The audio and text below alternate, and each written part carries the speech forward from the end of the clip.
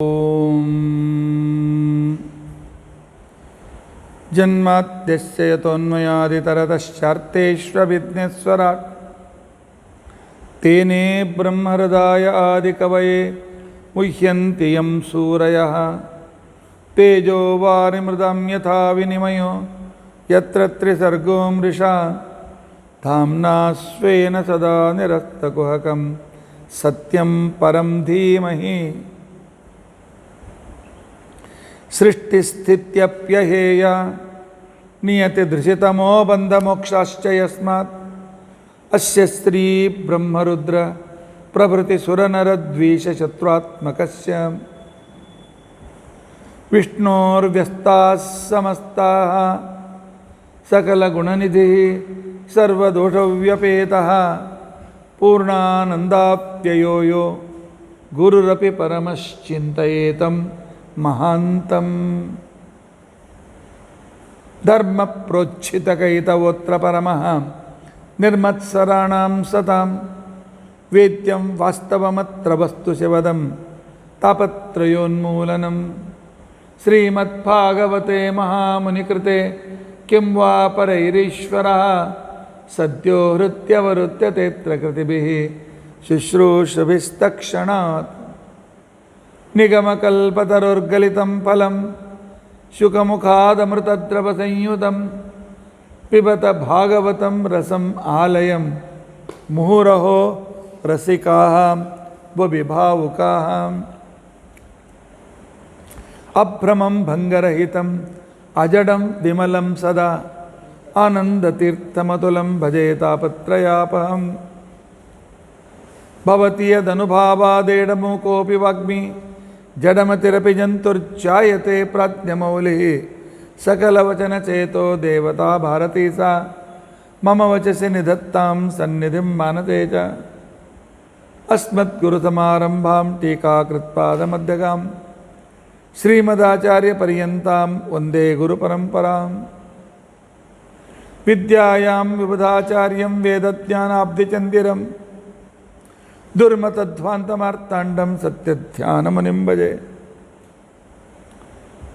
ಪಂಚಾಶದ್ವರ್ಷಪರ್ಯಂತಂ ಸತತಂ ರಾಮಪೂಜಕಃ ಶ್ರೀಸತ್ಯಪ್ರಮೋದಗುರುರಾಟ್ ಭಾಸತಾಂ no ಹೃದಂಬರೆ ಬಂಧುಸ್ತ್ವಂ ಗುರುರಿಷ್ಟದೈವತಮಿತಿ ತ್ವತ್ಪಾದಪಂಕೈರುಹಂ ಪ್ರಾಪ್ತಂ ಮಾಂ ಪರಿಪಾಲಯೇತಿ ಸತತಂ ಯಾಚೇ ನಿಬದ್ಧಾಂಜಲಿಃ ಚಿತ್ತಂ ಮದ್ಗುಣದೋಷಚಿಂತನವಿದೋ ನೂನಂ ಮನಂ ಮಾ ಕೃತಾಃ ಶ್ರೀ ಸತ್ಯಾತ್ಮಗುರೋ ತ್ವದಂಗ್ರಿಯುಗಲಂ ಹಿತ್ವಾ ನಮೇ ಸದ್ಗತಿಃ ಯೈರಹಂ ಶುಕವತ್ ಸಮ್ಯಕ್ ಶಿಕ್ಷಿತೋಸ್ಮಿ ಕೃಪಾಲುಭಿಃ ತಾನ್ ವಂದೇ ಧೇನುಪಾಚಾರ್ಯಾನ್ ತತ್ವಜ್ಞಾನಾರ್ಥಸಿದ್ಧಯೇ ಶ್ರೀ ಗುರುಭ್ಯೋ ನಮಃ ಹರಿ ಓಂ ಹರಿ ಓಂ ಹರಿ ಓಂ ಸ್ವಸ್ತಿಸ್ತು ಅಷೇಢಸನ್ಮಂಗಲಾನಿ ಭವಂತು ಶ್ಲೋಕೈಕಶ್ರವಣಪಠನಮಾತ್ರೇಣ ವಕ್ತಶ್ಚ ಶ್ರೋತॄಣಾಂ ನಿಖಿಲ ಕಲಿಕೃತ ಕಲ್ಮಷಾಪನೋದನಪುಟತರೆ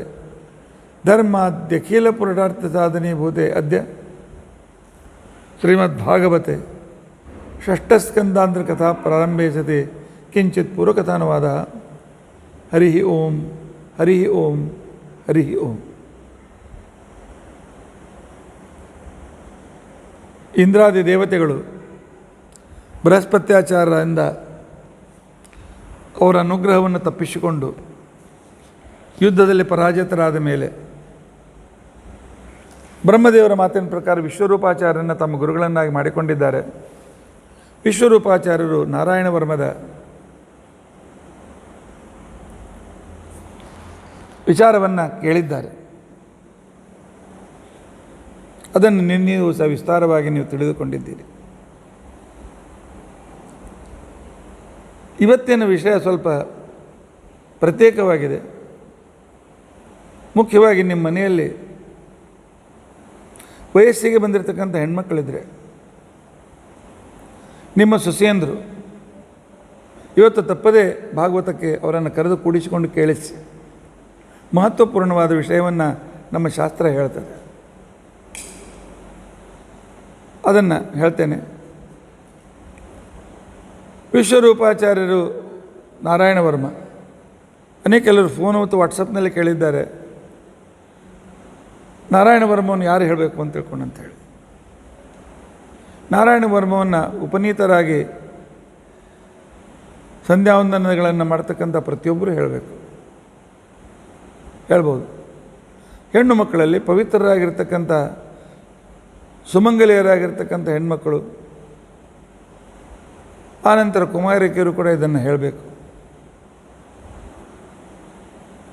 ಉಳಿದವರಿಗೆ ಅಷ್ಟು ನಾವು ಮಡಿಮೇಲೆ ಮಾಡಲಿಕ್ಕೆ ಆಗೋದಿಲ್ಲ ಅಂತ ತಿಳ್ಕೊಂಡಂತಿದ್ರೆ, ಆನಂದ ವಿಹಾರದಲ್ಲಿ ವ್ಯಾಸತೀರ್ಥರು ಮಾಡಿದ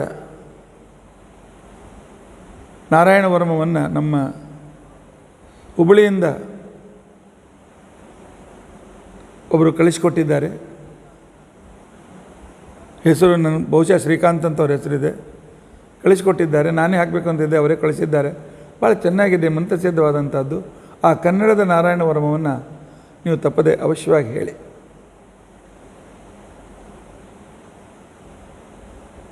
ವಿಶ್ವರೂಪಾಚಾರ್ಯರು ನಾರಾಯಣ ವರ್ಮದಿಂದ ಆದಮೇಲೆ ವಿಶ್ವರೂಪಾಚಾರ್ಯರಿಗೆ ಯಜ್ಞಯಾಗಾದ ಜವಾಬ್ದಾರಿಯನ್ನು ಗುರುಗಳು ಅಂತ ತಿಳ್ಕೊಂಡಂತೇಳಿ ಇಂದ್ರ ಕೊಟ್ಟಿದ್ದಾನೆ.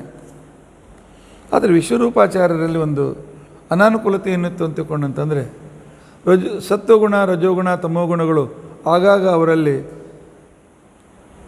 ವಿಚಿತ್ರವಾದ ವ್ಯವಹಾರವನ್ನು ಅವ್ರ ಕಡೆಯಿಂದ ಮಾಡಿಸ್ತಾ ಇದ್ದು. ಅವರಿಗೆ 3 ಮುಖಗಳಿದ್ದು, ಒಂದು ಸೋಮಪೀಠ, ಇನ್ನೊಂದು ಸುರಾಪೀಠ, ಇನ್ನೊಂದು ಅನ್ನಾದ ಅಂತ ತಿಳ್ಕೊಂಡಂತೇಳಿ 3 ಮುಖಗಳಿದ್ದು.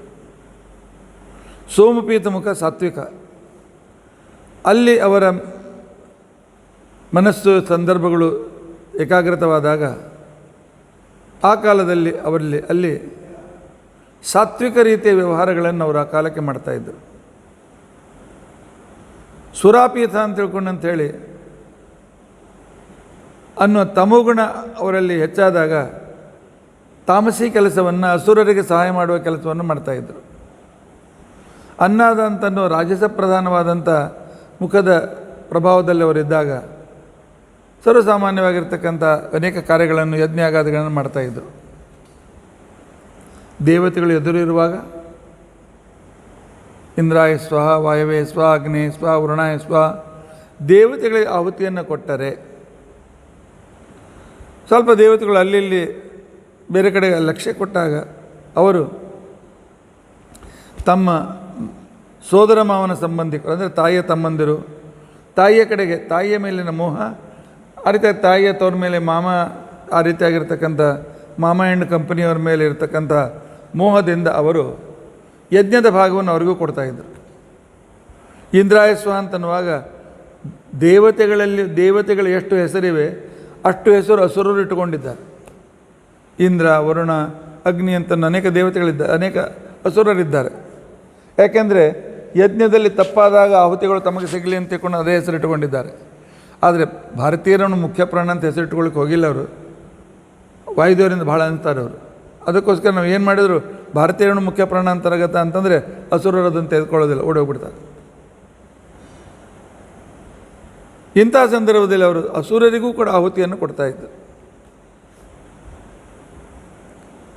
ಭಾಗವತ ಹೇಳ್ತಾರೆ, ಶಿಷ್ಯರು ತಪ್ಪಿದರೆ ಶಿಕ್ಷಣ ಅಲ್ಲ, ಗುರುಗಳು ತಪ್ಪಿದರೂ ಕೂಡ ಅವ್ರಿಗೆ ಶಿಕ್ಷೆ ಇದೆ. ತಪ್ಪು ಯಾರೇ ಮಾಡಲಿ ಭಗವಂತನ ನ್ಯಾಯಾಲಯದಲ್ಲಿ ಪಾರ್ಶಾಲಿಟಿ ಇಲ್ಲ. ಅದಕ್ಕೋಸ್ಕರ ಹೇಳ್ತಾರೆ, ನಾರಾಯಣ ವರ್ಮ ಉಪದೇಶ ಮಾಡಿದ ವ್ಯಕ್ತಿ ತಪ್ಪು ಮಾಡ್ತಾಯಿದ್ದ. ಯಾಕೆ ಅಂತ ತಿಳ್ಕೊಂಡಂತಂದರೆ, ಒಮ್ಮೊಮ್ಮೆ ಇರತಕ್ಕಂಥ ತಮೋಗುಣದ ಉನ್ನಾಹದಿಂದ ಆ ಅಯೋಗ್ಯತೆ ಅವನಲ್ಲಿ ಬಂದು ಅವನನ್ನು ಬಿಡುತ್ತಾ ಇತ್ತು. ಗುರು ಶಿಷ್ಯಯೋ ಅಯೋಗ್ಯತ್ವಾತ್, ಗುರುಗಳು ಅಥವಾ ಶಿಷ್ಯರು ಅಯೋಗ್ಯರಾಗಿದ್ದರೆ, ಗುರುವೃತ್ತೇ ಅಪೂರ್ತಿತಃ, ಗುರುಸೇವೆಯನ್ನು ಶಿಷ್ಯನು ಮಾಡದೇ ಇದ್ದರೆ, ಅಪ್ರಸಾದಾತ್, ಗುರುಗಳು ತಮ್ಮ ಸ್ವಾರ್ಥದಿಂದ ಶಿಷ್ಯನನ್ನು ಅನುಗ್ರಹಿಸದೇ ಇದ್ದರೆ ಮಂತ್ರಗಳು ಫಲದಾಯಕವಾಗುವುದಿಲ್ಲ. ಗುರು ಶಿಷ್ಯಯೋ ಅಯೋಗ್ಯತ್ವಾತ್, ಗುರುವೃತ್ತೇ ಅಪೂರ್ತಿತಃ, ಅಪ್ರಸಾದಾತ್ ಗುರೋರ್ವಿದ್ಯಾ ನ ಯಥೋಕ್ತಂ ಫಲಪ್ರದ. ಅಲ್ಪ ಸ್ವಲ್ಪ ಫಲ ಬರ್ಬೋದು, ಹೇಳಿದ ಫಲ ಸಿಕ್ಕೋದಿಲ್ಲ. ಇಂದ್ರ ಭಾಳ ಬುದ್ಧಿವಂತ, ಸೂಕ್ಷ್ಮ ಬುದ್ಧಿ ಇರ್ತಕ್ಕಂಥವನು ಗುರುತಿಸಿದ. ಇಂದ್ರ ಗುರುತಿಸಿದ ಏನು ಅಂತ ತಿಳ್ಕೊಂಡಂತಂದರೆ ವಿಶ್ವರೂಪಾಚಾರ್ಯರು ಅಸುರರಿಗೆ ಆಹುತಿಗಳನ್ನು ಕೊಡ್ತಾ ಇದ್ದಾರೆ ಅಂತೇಳಿ ಇಗ್ನೋರ್ ಮಾಡಲಿಲ್ಲ. ಶತ್ರು ಶೇಷ ಚೂರಿದ್ರು, ಕಿಡಿ ಸಣ್ಣದಿದ್ದರು, ಆರಸದೇ ಇದ್ದ ಮನೆಗೆ ಬೆಂಕಿ ಹತ್ತದ. ಅದಕ್ಕೋಸ್ಕರ ಇಂದ್ರ ವಿಚಾರ ಮಾಡಿದ. ಇಂದ್ರ ವಿಚಾರ ಮಾಡಿ ನಾಳೆ ಇವನಿಂದಲೇ ನಮಗೆ ಭಾಳ ಪೀಡೆ ಆಗ್ತದೆ. ಗುರು ಪುರೋಹಿತ ಅಂತೇನೋ ಮಾಡ್ಕೊಂಡಿದ್ದೇವೆ, ಅದು ನಾನು ರಾಜನ ಜವಾಬ್ದಾರಿ, ಅಪರಾಧಿಗಳಿಗೆ ಶಿಕ್ಷೆ ಕೊಡಬೇಕು ಅಂತ ಹೇಳಿ ಆ ಕಾಲದಲ್ಲಿ ಅವನು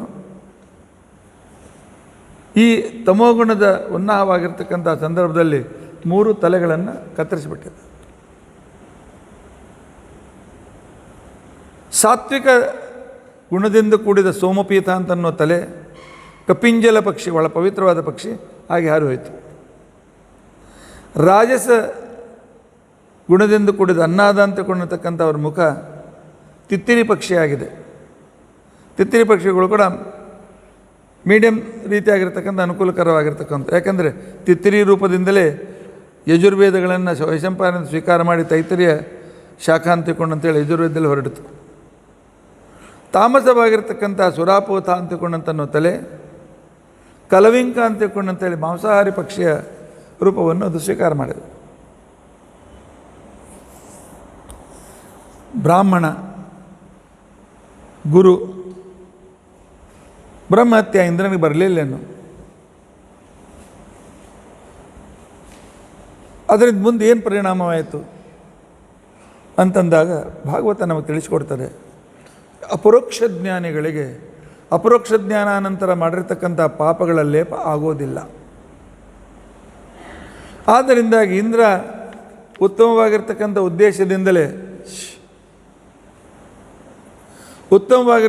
ಉದ್ದೇಶದಿಂದಲೇ ಈ ರೀತಿಯಾಗಿರ್ತಕ್ಕಂಥ ಕಾರ್ಯವನ್ನು ಮಾಡಿದ್ದರಿಂದ ಅವನಿಗೆ ದೋಷ ಬರೋ ಅವಶ್ಯಕತೆ ಇರಲಿಲ್ಲ. ಆದರೆ ಇಂದ್ರನನ್ನೇ ಉದ್ದೇಶವಾಗಿಟ್ಟುಕೊಂಡು ಮುಂದೆ ಬರ್ತಕ್ಕಂಥ ಶಿಷ್ಯಂದ್ರೆಲ್ಲ ಸ್ವಲ್ಪ ತಮ್ಮ ಮನಸ್ಸಿನವರದ್ದಾದರೆ ಇಂದ್ರನೇ ಗುರುಗಳ ತಲೆ ಹಾರಿಸ್ಯಾನೆ, ನಾವು ಹಾರಿಸ್ಬಿಡೋಣ ಅಂಥೇಳಿ ಅನುಸರಿಸಿ ಯಾರು ಅಂತನ್ನೋದನ್ನು ಆ ಒಂದು ರೀತಿಯಾಗಿರ್ತಕ್ಕಂಥ ಪದ್ಧತಿಯನ್ನು ಹಾಕಬಾರ್ದು ಅಂತ ತಿಳ್ಕೊಂಡು ಅಂಥೇಳಿ ಲೋಕ ವಿಡಂಬನೆಗೋಸ್ಕರ ಈಗಲೇ ಶಿಷ್ಯಂದ್ರ ವಿದ್ಯಾರ್ಥಿಗಳಿಗೇನು ಕಾಪಿ ಮಾಡುವಾಗ ಹಿಡಿದ್ರೆ ಸರ್ ಹೊರಗೆ ಬರ್ರಿ ನೋಡ್ತೀನಿ ಅಂತಿಕೊಂಡು ಅಂತೇಳಿ ಹೇಳ್ತಕ್ಕಂಥ ಇವತ್ತಿನ ವಿದ್ಯಾರ್ಥಿಗಳು ಬಿಹಾರದಲ್ಲಿ, ಯಾಕೆ ಇಲ್ಲೇ ಕೆಲವು ಏರಿಯಾದಲ್ಲಿ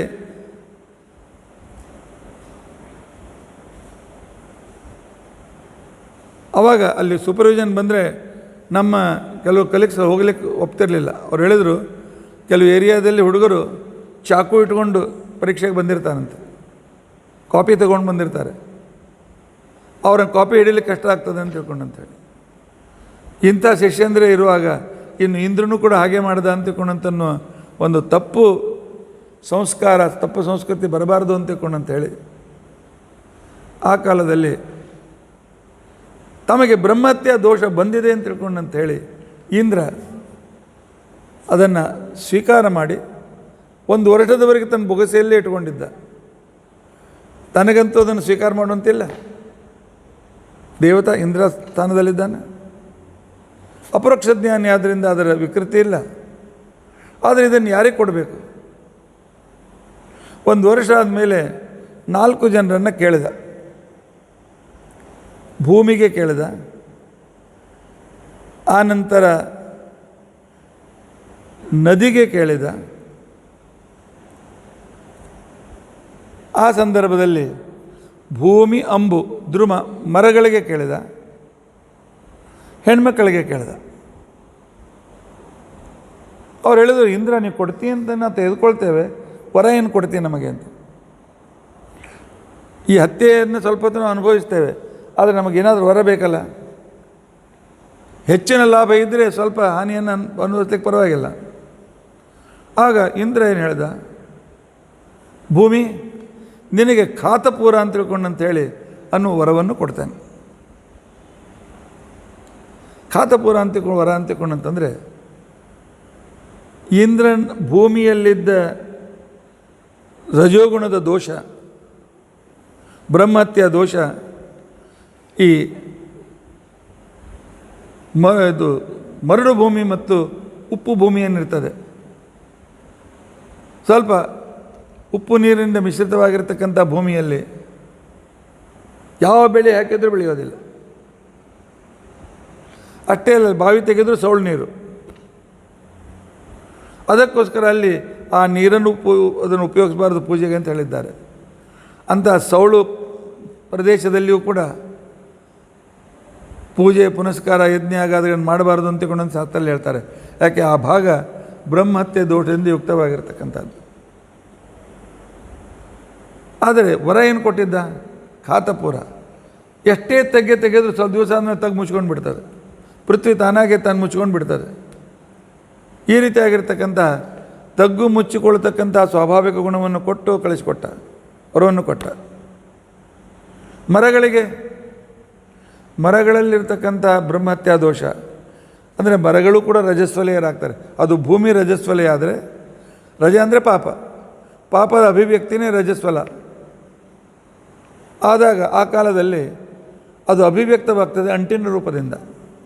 ಮರಗಳಿಗೆ ರೋಗ ಗೀಗ ಇತ್ಯಾದಿ ಆಯಿತು ಅಂತಂದರೆ ಎಲೆಗಳು ಉದುರ್ಲಿಕ್ಕೆ ಪ್ರಾರಂಭ ಅದು. ಅವಾಗ ಏನು ಮಾಡ್ತಾರೆ ಅಂತ ಅಲ್ಲಲ್ಲೇ ಕಟ್ ಮಾಡ್ತಾರೆ, ಸ್ವಲ್ಪ ಕಚ್ಚ ಉದರಿಂದ ಸೀಳ್ತಾರೆ ಸ್ವಲ್ಪ. ಆವಾಗ ಅದರದ್ದೆಲ್ಲ ದೋಷ ಅಂಟಿನ ರೂಪದಿಂದ ಹೊರಗೆ ಬರ್ತದೆ. ಅಂಟು ಅಂತ ತಿಳ್ಕೊಂಡಂತಂದರೆ ಅದು ರಜಸ್ವಲಿ ಅಂತ ಇರ್ತಕ್ಕಂಥ ದೋಷಪೂರ್ಣವಾದ ವಸ್ತು. ಆದರೆ ಅತಿ ಉಷ್ಣ ಅಂತ ತಿಳ್ಕೊಂಡಂತೇಳಿ ಬಾಣಂತಿಯರಿಗೆ ಕೊಡ್ತಾರೆ. ಆಗ ಅವಳಿಗೆ ಔಷಧಿ ರೂಪದಿಂದ ಅದು ಗ್ರಾಹ್ಯ ಇದೆ. ಆದರೆ ಉಳಿದವರು ಮಾತ್ರ ತೆಗೆದುಕೊಳ್ಬಾರದು. ಅದು ನಾನು ಬಹಳ ಕಡೆ ನೋಡಿದ್ದೇನೆ. ಹೆಸರು ಬಾಣಂತಿ, ಅದು ಅಂಟಿನುಂಡಿ ತಯಾರಾಗ್ತದೆ, ಮನೆಯವರೇ ತಿಂದು ಮುಗಿಸ್ತಾರೆ. ಪಾಪ ಅವಳು ಬಾಣಂತಿಗೆ ಎಷ್ಟು ಸಿಗ್ತದೋ ಗೊತ್ತಿಲ್ಲ. ಯಾಕೆ ಅದರಲ್ಲಿ ಬದಾಮಿ ಇರ್ತದೆ ಮತ್ತು ಇತ್ಯಾದಿ ಶಕ್ತಿ ಬರಲಿ ಅಂತ ತಿಳ್ಕೊಂಡಂತೇಳಿ ಮಾಡ್ತಕ್ಕಂಥ ಹಿರಿಯರು ಮಾಡ್ತಕ್ಕಂಥ ಒಂದು ಕ್ರಮ. ಆದರೆ ಉಳಿದ ವೇಳೆಯಲ್ಲಿ ಹೇಗೋ ಅಂಗಡಿಯಲ್ಲಿ ಸಿಗ್ತದೆ ಅಂಟಿನುಂಡಿ ತರ್ತೇನೆ ಅಂತ ತಿಳ್ಕೊಂಡಂತೇಳಿ ಆ ರೀತಿಯಾಗಿರ್ತಕ್ಕಂಥ ಈ ರೀತಿಯಾಗಿರ್ತಕ್ಕಂಥ ಕ್ರಮ ಸರಿಯಾಗಿರ್ತಕ್ಕಂಥದ್ದಲ್ಲ. ಇನ್ನು ಕೆಲವರು ಒಂದು ತಪ್ಪು ಸಂಪ್ರದಾಯ ಇದೆ, ಇಲ್ಲ ಗೋಕುಲಾಷ್ಟಮಿ ದಿವಸ ಅಂಟಿನುಂಡಿ ದೇವಕಿ ಪಾಪ ಶ್ರಮಪಟ್ಟಿದ್ದ ಅವಳು ಕೊಡಬೇಕು ಅಂತ ತಿಳ್ಕೊಂಡಂತೇಳಿ ನೈವೇದ್ಯಕ್ಕೆ ಬರೋದಿಲ್ಲ. ಅಂಟು ಔಷಧಿ ಅಂತ ತಿಳ್ಕೊಂಡಂತೇಳಿ ಆ ರೀತಿಯಾಗಿ ಉಪಯೋಗಿಸೋದು ಸರಿ ಹೊರತು ಉಳಿದಲ್ಲಿ ಅದು ಅತ್ಯಂತ ರೀತಿಯಾಗಿರ್ತಕ್ಕಂಥ ತಪ್ಪು. ಹೀಗಾಗಿ ಅಂಟಿನ ರೂಪದಿಂದ ಕೆಲವು ಸಲ ಇಂಗು ಬರ್ತದೆ, ಇಂಗು ತಯಾರು ಮಾಡ್ತಾರೆ. ಅಂಥ ಇಂಗು ಕೂಡ ಅತಿ ಕಪ್ಪಾಗಿರ್ತಕ್ಕಂಥ ಇಂಗು ನಿಷಿದ್ಧವಾಗಿರ್ತಕ್ಕಂಥದ್ದು ಇರಲಿ. ಆದರೆ ಗಿಡಕ್ಕೆ ವರ ಏನು ಕೊಟ್ಟ? ಟೊಂಗೆ ಕತ್ತಿದ್ರೆ ಮತ್ತೆ ಪುನಃ ಚಿಗುರ್ತದೆ ಅಂತ ತಿಳ್ಕೊಂಡಂತೇವೆ. ತುಳಸಿ ತೆಗಿತೇವೆ ಮತ್ತೆ ಪುನಃ ಚಿಗುರ್ತದೆ. ಗಿಡದ ಒಂದು ಟೊಂಗೆ ಕತ್ತರಿಸಿದ್ರೆ ಮತ್ತೆ ಪುನಃ ಇನ್ನೊಂದು ರೀತಿಯಿಂದ ಬೆಳೆದು ಬರ್ತದೆ. ಈ ರೀತಿಯಾಗಿ ಬೆಳೆಯುವ ವರವನ್ನು ಕೊಟ್ಟು ಆ ದೋಷವನ್ನು ಕೊಟ್ಟ.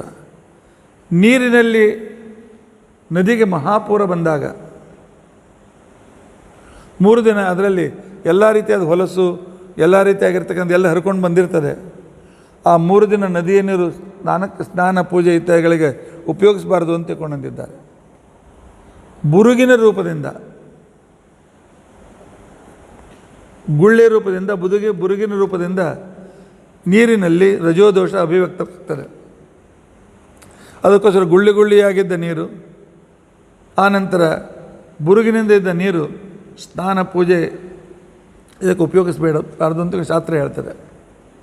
ಸ್ವಚ್ಛವಾಗಿರ್ತಕ್ಕಂಥ ಪವಿತ್ರವಾದ ನೀರನ್ನೇ ಸ್ವೀಕರಿಸಬೇಕು ಅಂತ ತಿಳ್ಕೊಂಡಂತೇಳಿ.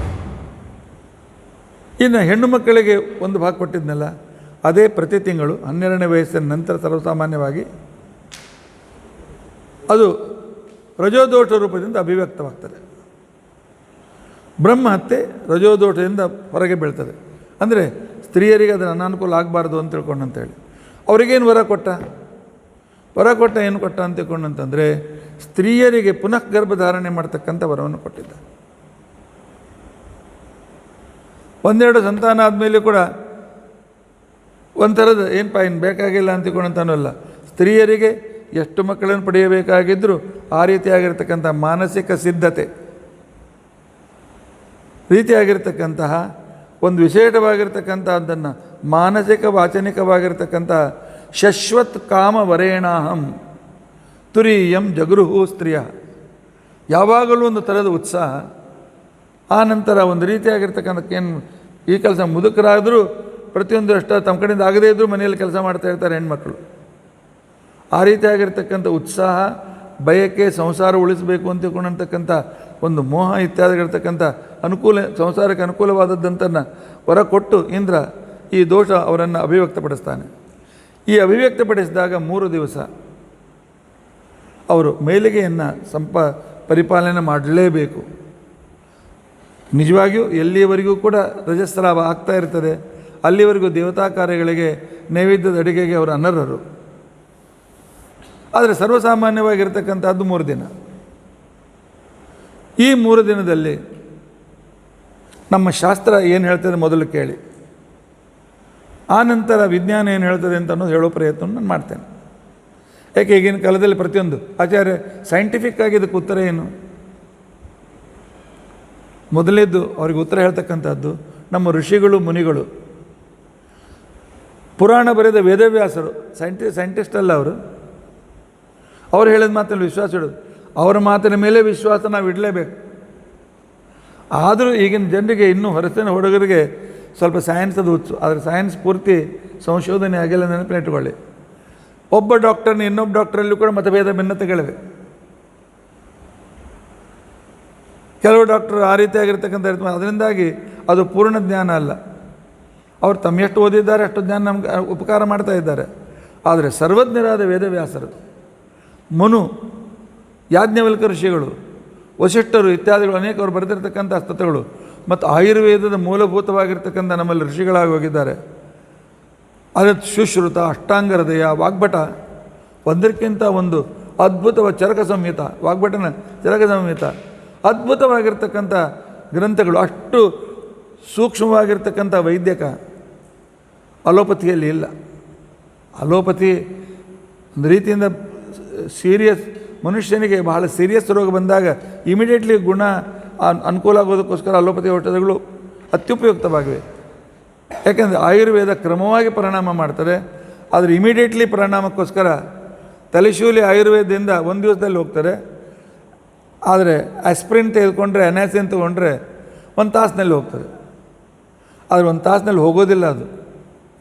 ಅದನ್ನು ಮರೆಸ್ತದೆ, ಬ್ರೈನ್ ಮೇಲೆ ದುಷ್ಪರಿಣಾಮ ಮಾಡ್ತದೆ, ಕಿಡ್ನಿ ಮೇಲೆ ದುಷ್ಪರಿಣಾಮ ಮಾಡ್ತದೆ. ಅದು ನಮ್ಮ ಪೇಷನ್ಸ್ ಇಲ್ಲ. ಆಯುರ್ವೇದ ಹೇಳಿದಂತೆ ಶುಂಠಿಯನ್ನು ಅದನ್ನು ತೆಗೆದು ಹಣೆಗೆ ಹಚ್ಕೊಂಡ್ರೆ, ತುಳಸಿಯನ್ನು ಅರೆದು ಹಣೆಗೆ ಹಚ್ಕೊಂಡ್ರೆ 1-2-3 ತಾಸು ಮೇಲೆ ಕಡಿಮೆ ಆಗ್ತದೆ. ಆದರೆ ಅಷ್ಟು ಪೇಷನ್ಸ್ ಇಲ್ಲ ಅಂತ ಅಲೋಪತಿ ಹಿಂದೆ ನಾವು ಹೋಗ್ತೇವೆ. ಆದರೆ ಯಾವ ಬೇಕಾದ ಡಾಕ್ಟ್ರ್ ಕೇಳಿ, ಎಷ್ಟು ಪೇನ್ ಕಿಲ್ಲರ್ ತೆಗೆದುಕೊಳ್ತೀರಿ ಅಷ್ಟು ಕಿಡ್ನಿ ಹಾಳು ಮಾಡ್ಕೋತೀರಿ, ಲಿವರ್ ಹಾಳಾಗ್ತದೆ. ಅದಕ್ಕೋಸ್ಕರ ನಾವು ನಮ್ಮ ಅನ್ಯಾಯ ಮಾಡ್ತಾ ಇರ್ತೇವೆ. ಇರಲಿ, ಅದನ್ನು ಹೇಳ್ತಾ ಕೊಟ್ಟರೆ ಭಾಗವತ ಮುಂದೆ ಹೋಗೋದಿಲ್ಲ. ನಮ್ಮ ಶಾಸ್ತ್ರದ ಪ್ರಕಾರ ಹೇಗಿದೆ ಮೊದಲು ಅದನ್ನು ಅರ್ಥ ಮಾಡಿಕೊಳ್ಳೋಣ. ಪ್ರಥಮೆ ಹನಿ ಚಾಂಡಾಲೆ, ಈ ಪಶುಗಳನ್ನು ಕತ್ತರಿಸಿ ಅದರ ಮಾಂಸವನ್ನು ತೆಗೆದು ಅದನ್ನು ಮಾರಿ ತಿಂದು ಚರ್ಮವನ್ನು ಬೇರೆ ಕೆಲಸಕ್ಕೋಸ್ಕರ ಉಪಯೋಗಿಸ್ತಕ್ಕಂಥ ಒಂದು ವೃತ್ತಿ ಅಂತೇನಿದೆ. ಆ ವೃತ್ತಿಯಲ್ಲಿ ಒಂದು ತರಹದ ಹೊಲಸುತನ ಇರೋದರಿಂದಾಗಿ, ಅಲ್ಲಿ ಇನ್ಫೆಕ್ಷನ್ ಇರೋದರಿಂದಾಗಿ ಅಂಥವರನ್ನು ಸಮಾಜದಿಂದ ದೂರ ಇಟ್ಟಿದ್ದಾರೆ. ಅಂಥವರಿಗೆ ಚಾಂಡಾಲರು ಅಂತ ತಿಳ್ಕೊಂಡಂತಾರೆ.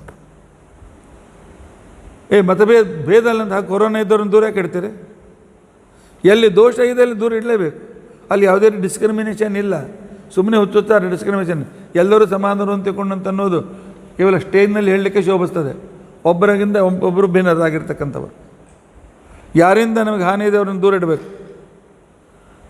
2ನೇ ದಿವಸದಲ್ಲಿ ಬ್ರಹ್ಮಘಾತಿನಿ, ಬ್ರಹ್ಮಹತ್ಯಾ ದೋಷದಿಂದ ಯುಕ್ತನಾಗಿರ್ತಕ್ಕಂಥ ವ್ಯಕ್ತಿಗಳು ಹುಚ್ಚರಾಗ್ತಾರೆ, ಮಾಂಸಾಹಾರಿಗಳಾಗ್ತಾರೆ, ಅಥವಾ ಮತ್ತಿನ್ನೇನೋ ವಿಕೃತವಾಗಿರ್ತಕ್ಕಂಥ ರೀತಿಯಲ್ಲಿ ಉಪಜೀವನ ಮಾಡ್ತಾ ಇರ್ತಾರೆ. 2ನೇ ದಿವಸದಲ್ಲಿ ಬ್ರಹ್ಮಘಾತಿನಿ ಆದಂಥ ದೋಷ ಅವಳಲ್ಲಿರ್ತಾರೆ. 3ನೇ ದಿವಸ ಜನರ ಬಟ್ಟೆಗಳನ್ನು ಸ್ವಚ್ಛ ಮಾಡ್ತಕ್ಕಂಥ ಜನರೇನಿದ್ದಾರಲ್ಲ ರಜಕರು, ಅವರಲ್ಲಿ ಅನೇಕ ಜನರ ಬಟ್ಟೆಯನ್ನು ಎಸೆಯುವಾಗ ಇನ್ಫೆಕ್ಷನ್ ಇರ್ತದೆ ಅಂತೇಳಿ ಅವರನ್ನು ಸ್ವಲ್ಪ ದೂರದಲ್ಲಿ ಇಡ್ತೇವೆ. ಈ 3 ದಿನಗಳಲ್ಲಿ ಈ ರೀತಿಯಾದಂಥ ಮೈಲಿಗೆ ಅವಳಲ್ಲಿ ಇರೋದರಿಂದಾಗಿ ಅವಳು ಯಾರನ್ನೂ ಸ್ಪರ್ಶ ಮಾಡಬಾರ್ದು, ಅವರನ್ನು ಯಾರು ಮುಟ್ಲಿಕ್ಕೆ ಹೋಗಬಾರ್ದು. ವಿಶ್ರಾಂತಿ ಕೊಡಬೇಕು, ರೆಸ್ಟ್ ಕೊಡಬೇಕು. ಈ ನಿಯಮ ಪರಿಪಾಲನೆ ಯಾರು ಮಾಡ್ತಾರೆ ಅವರಿಗೆ ಗೈನಿಕ್ ಪ್ರಾಬ್ಲಮ್ ಬರೋದಿಲ್ಲ.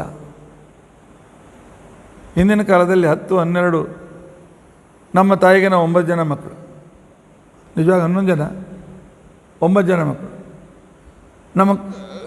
ನಮ್ಮ ದೊಡ್ಡಮ್ಮನಿಗೆ 12 ಜನ ಮಕ್ಕಳು. ಆನಂತರ ನಮ್ಮಲ್ಲಿ ರಾಘವೇಂದ್ರ ಮೂರ್ತಿ ಅಂತ ಬರ್ತಾರೆ, ಅವರಿಗೆ 14-15 ಜನ ಮಕ್ಕಳು. ಎಲ್ಲರೂ ಗಟ್ಟಿಮುಟ್ಟಿದ್ದಾರೆ, ಎಲ್ಲರೂ ಉತ್ತಮ ಸ್ಥಾನದಲ್ಲಿದ್ದಾರೆ. ಯಾಕೆ? ಆ ರೀತಿಯಾಗಿ ಹೆಣ್ಮಕ್ಕಳಲ್ಲಿ ಈ ನಿಯಮವನ್ನು ಪರಿಪಾಲನೆ ಮಾಡ್ತಾಯಿದ್ರು.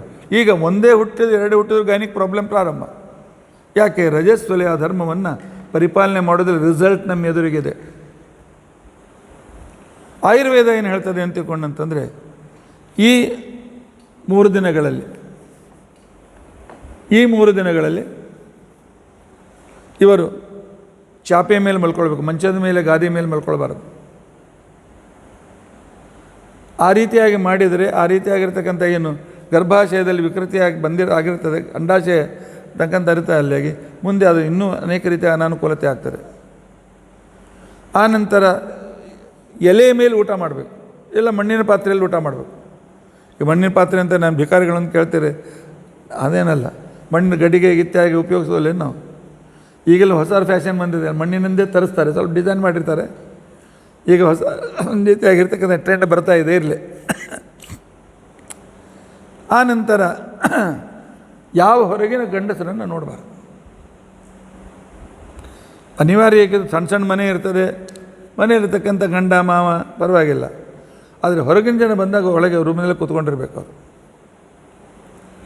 ಯಾಕೆ ಈ ರೀತಿಯಾಗಿ ಮಾಡಬೇಕು ಅಂತ ತಿಳ್ಕೊಂಡಂತಂದರೆ, ಸುಶ್ರುತ ಸಂಹಿತ ನಮಗೆ ಹೇಳ್ತದೆ, ಈ ವೇಳೆಯಲ್ಲಿ ಮಾಡಿದ ತಪ್ಪುಗಳಿಂದ ಸಂತಾನದಲ್ಲಿ ಏನು ದೋಷ ಬರ್ತದೆ ಅಂತ ತಿಳ್ಕೊಂಡಂತೇಳಿ. ಹೇಗೂ ಮುಟ್ಟಾಗಿದ್ದೇವೆ, ಹೇಗೂ ವಿಶ್ರಾಂತಿ ಸಿಗ್ತದೆ ಅಂತ ಪುರಾ ದಿವಸ ಮಲ್ಕೊಳ್ಬಾರ್ದು, ಎಚ್ಚರ ಇರಬೇಕು. ಹಗಲು ಮಲಿಕೊಂಡ್ರೆ ಹುಟ್ಟತಕ್ಕಂಥ ಮಕ್ಕಳು ಆಲಸ್ಯಗಳಾಗಿ ಹುಡ್ತಾರೆ. ಮಕ್ಕಳು ಆಲಸ್ಯ ಇದ್ದರೆ ತಾಯಿಯ ದೋಷ. ಆಮೇಲೆ ಕಾಡಿಗೆ ಹೆಚ್ಚಿಕೊಂಡ್ರೆ, ಮುಟ್ಟಾದಾಗ 3 ದಿವಸ ಕಾಡಿಗೆ ಹೆಚ್ಚಿಕೊಂಡ್ರೆ ಹುಟ್ಟುವ ಮಕ್ಕಳು ಕಣ್ಣಿನ ದೋಷದಿಂದ ಯುಕ್ತರಾಗಿ ಹುಡ್ತಾರೆ. ಕುರುಡರು, ಅರ್ಧ ಕುರುಡರು, ಅಥವಾ ಸಣ್ಣ ವಯಸ್ಸಿನಲ್ಲೇ ನಂಬರ್ -4 -5. ಮತ್ತು ಸುಮ್ಮನೆ ಇವರು ಬೈತಾರಂತ ಅಳ್ಕೋತ ಕೂತ್ಕೊಂಡಿದ್ರೆ ಆ ವೇಳೆಗೆ ಅಳ್ಳೂಬಾರದು, ಮನಸ್ಸು ಸಂತೋಷದಿಂದ ಇರಬೇಕು. ಹತ್ತರೆ ವಿಕೃತ ದೃಷ್ಟಿಯ ಮಕ್ಕಳು ಹುಡ್ತಾರಂತೆ. ಸ್ನಾನ ಎರ್ಕೊಳ್ಳೋದು ಆ ವೇಳೆ 3 ದಿವಸದಲ್ಲಿ ಮಾಡಿದರೆ ಆ ಕಾಲದಲ್ಲಿ ಅವರಿಗೆ ಹುಟ್ಟತಕ್ಕಂಥ ಮಕ್ಕಳು ಚಾರಿತ್ರ್ಯಹೀನರಾಗಿರ್ತಾರಂತೆ. ಎಣ್ಣೆ ಹೆಚ್ಚಿಕೊಂಡು ಎರೆದುಕೊಂಡ್ರೆ ಹುಟ್ಟತಕ್ಕಂಥ ಮಕ್ಕಳು ಚರ್ಮ ರೋಗದಿಂದ ಯುಕ್ತರಾಗಿ ಹುಡ್ತಾರೆ. ಉಗುರು ಕತ್ತರಿಸಿಕೊಂಡ್ರೆ ಉಗುರಿನ ಮತ್ತು ಎಲುಬಿನ ದೋಷದಿಂದ ಮಕ್ಕಳು ಹುಟ್ಟುತ್ತಾರೆ. ಆ ನಂತರ ಈ ಕಾಲಕ್ಕೆ ಸ್ಕೂಲ್ನಾಗ ಕಳಿಸ್ಬಿಡ್ತಾರೆ ಹೆಣ್ಮಕ್ಳನ್ನು, ಅಲ್ಲಿ ರನ್ನಿಂಗ್ ರೇಸು ಅದು ಇದು ಈ ರೀತಿಯಾಗಿ ಓಡಾಡುವುದನ್ನೆಲ್ಲ ಮಾಡಿದರೆ ಹುಟ್ಟತಕ್ಕಂಥ ಮಕ್ಕಳ ಆರೋಗ್ಯ ಅನಿಶ್ಚಿತವಾಗಿರ್ತದಂತೆ, ಅತಿ ಚಂಚಲವಾಗಿರ್ತದೆ. ಎಲ್ಲರೂ ಕೇಳಿಸೊಂದು ಹಾ ಹಾ ಹಾ ಅಂತ ತಿಳ್ಕೊಂಡಂತೇಳಿ ನಕ್ಕರೆ ಆ ಕಾಲದಲ್ಲಿ ಹಲ್ಲಿನ ದೋಷದಿಂದ ಮಕ್ಕಳು ಹುಡ್ತಾರಂತೆ. ಇದು ನಾನಲ್ಲ, ಸುಶ್ರುತ ಋಷಿ ಬರೆದಿರ್ತಕ್ಕಂಥ ಮಾತುಗಳು. ಆ ನಂತರ ಓಷ್ಟತಾಲು ಜುಮ್ಮ ಪ್ರಲಾಪೀಚ, ಭಾಳ ಹರಟಿ ಹೊಡೆದ್ರೆ ತುಟಿ ಅಥವಾ ಗಂಟಲು ಅಥವಾ ಈ ರೀತಿಯಾಗಿರ್ತಕ್ಕಂಥ ENT ದೋಷದಿಂದ ಮಕ್ಕಳು ಹೋಗ್ತಾರೆ. ಇಯರ್, ನೋಸ್ ಮತ್ತು ಏನು ENT ಥ್ರೋಟ್, ಅದರಿಂದ ದೋಷದಿಂದ ಯುಕ್ತರಾಗಿ ಹುಡ್ತಾರೆ. ಆ ನಂತರ DJ ಕೇಳಿದರೆ ಅಥವಾ ಜೋರಾಗಿ ಕಿವಿಗೆ ಹಾಕ್ಕೊಂಡು ಕೇಳ್ತಾ ಇದ್ದರೆ ಹುಟ್ಟುವ ಮಕ್ಕಳು ಕಿವಿಯ ದೋಷದಿಂದ ಯುಕ್ತರಾಗಿ ಹುಡ್ತಾರೆ. ಆ ವೇಳೆಗೆ ಮುಟ್ಟಾದಾಗ ಏನು ನಿಯಮಗಳನ್ನು ಪರಿಪಾಲನೆ ಮಾಡಬೇಕು. ಮರುತಾಯಾಸ ಸೇವೆಯ, ಬಹಳ ಆಯಾಸ ಪಟ್ಕೊಂಡ್ರೆ ಮುಟ್ಟಾದಾಗ, ಅತಿ ಕಷ್ಟದ ಕೆಲಸ ಮಾಡಿದರೆ ಮೆಂಟಲ್ ರಿಟೈರ್ಡ್ ಹುಚ್ಚು ಮಕ್ಕಳು ಹುಡ್ತಾರಂತೆ. ಅದಕ್ಕೋಸ್ಕರ ಗರ್ಭಗತ ದೋಷ ಬರಬಾರದು ಅಂತ ತಿಳ್ಕೊಂಡಂತೇಳಿ. ಯಾಕೆಂತಂದರೆ ಮುಟ್ಟು ಅಂತಂದರೆ ಆಯುರ್ವೇದ ಶಾಸ್ತ್ರದ ಪ್ರಕಾರ ಇದೊಂದು ಮಿನಿ ಅಬಾರ್ಷನ್. ಇದೊಂದು ಮಿನಿ, ಹೇಗೆ ಮಕ್ಕಳು ಹುಟ್ಟಿದಾಗ ಬಾಣಂತಿಗೆ ವಿಶ್ರಾಂತಿ ಬೇಕೋ ಆ ರೀತಿಯಾಗಿ ಹೆಣ್ಣುಮಕ್ಕಳಿಗೆ ಪೂರ್ತಿ ವಿಶ್ರಾಂತಿ ಈ ಕಾಲದಲ್ಲಿ ಬೇಕು. ಚರಕ ಸಂಹಿತ ಇದೇ ರೀತಿಯಾಗಿ ಹೇಳ್ತಾರೆ, ನಿಯಮ ಹೇಳ್ತಾರೆ. ತತಃ ಪುಷ್ಪಾನ್ ಪ್ರಭತಿ ತ್ರಿರಾತ್ರಂ, 3 ದಿನ ಪೂರ್ತಿ ವಿಶ್ರಾಂತಿಯನ್ನು ತೆಗೆದುಕೊಳ್ಳಬೇಕು. ಗಂಡನ ಜೊತೆಗೆ ಶರೀರ ಸಂಬಂಧವನ್ನು ಸರ್ವತಾ ಮಾಡಬಾರ್ದು. ಹುಟ್ಟತಕ್ಕಂಥ ಮಕ್ಕಳು ಏಡ್ಸ್ ಮತ್ತು ಮತಿಮಂದರಾಗಿ ನಿಶ್ಚಿತ ಹುಟ್ಟುತ್ತಾರೆ. ಇಂಥ ನೂರಾರು ಉದಾಹರಣೆ ಜಗತ್ತಿನ ಎದುರಿನಲ್ಲಿವೆ. ಮಂಚದ ಮೇಲೆ ಮಲ್ಕೊಳ್ಬಾರ್ದು, ಚಾಪೆಯ ಮೇಲೆ ಮಲ್ಕೊಳ್ಬೇಕು. ಆ ನಂತರ ಕೈಯಿಂದ ಯಾವುದೇ ಮುರಿಯೋದು ಹೊರಿಯೋದು ಇತ್ಯಾದಿ ಕೆಲಸ ಮಾಡಲಿಕ್ಕೆ ಹೋಗಬಾರ್ದು. ಆಮೇಲೆ ಎರ್ಕೊಳ್ಳೋದು, ಮೈಕೈ ತಿಕ್ಕೊಂಡು ಸ್ನಾನ ಮಾಡೋದು ಸರ್ವತಾ ಮಾಡಬಾರ್ದು.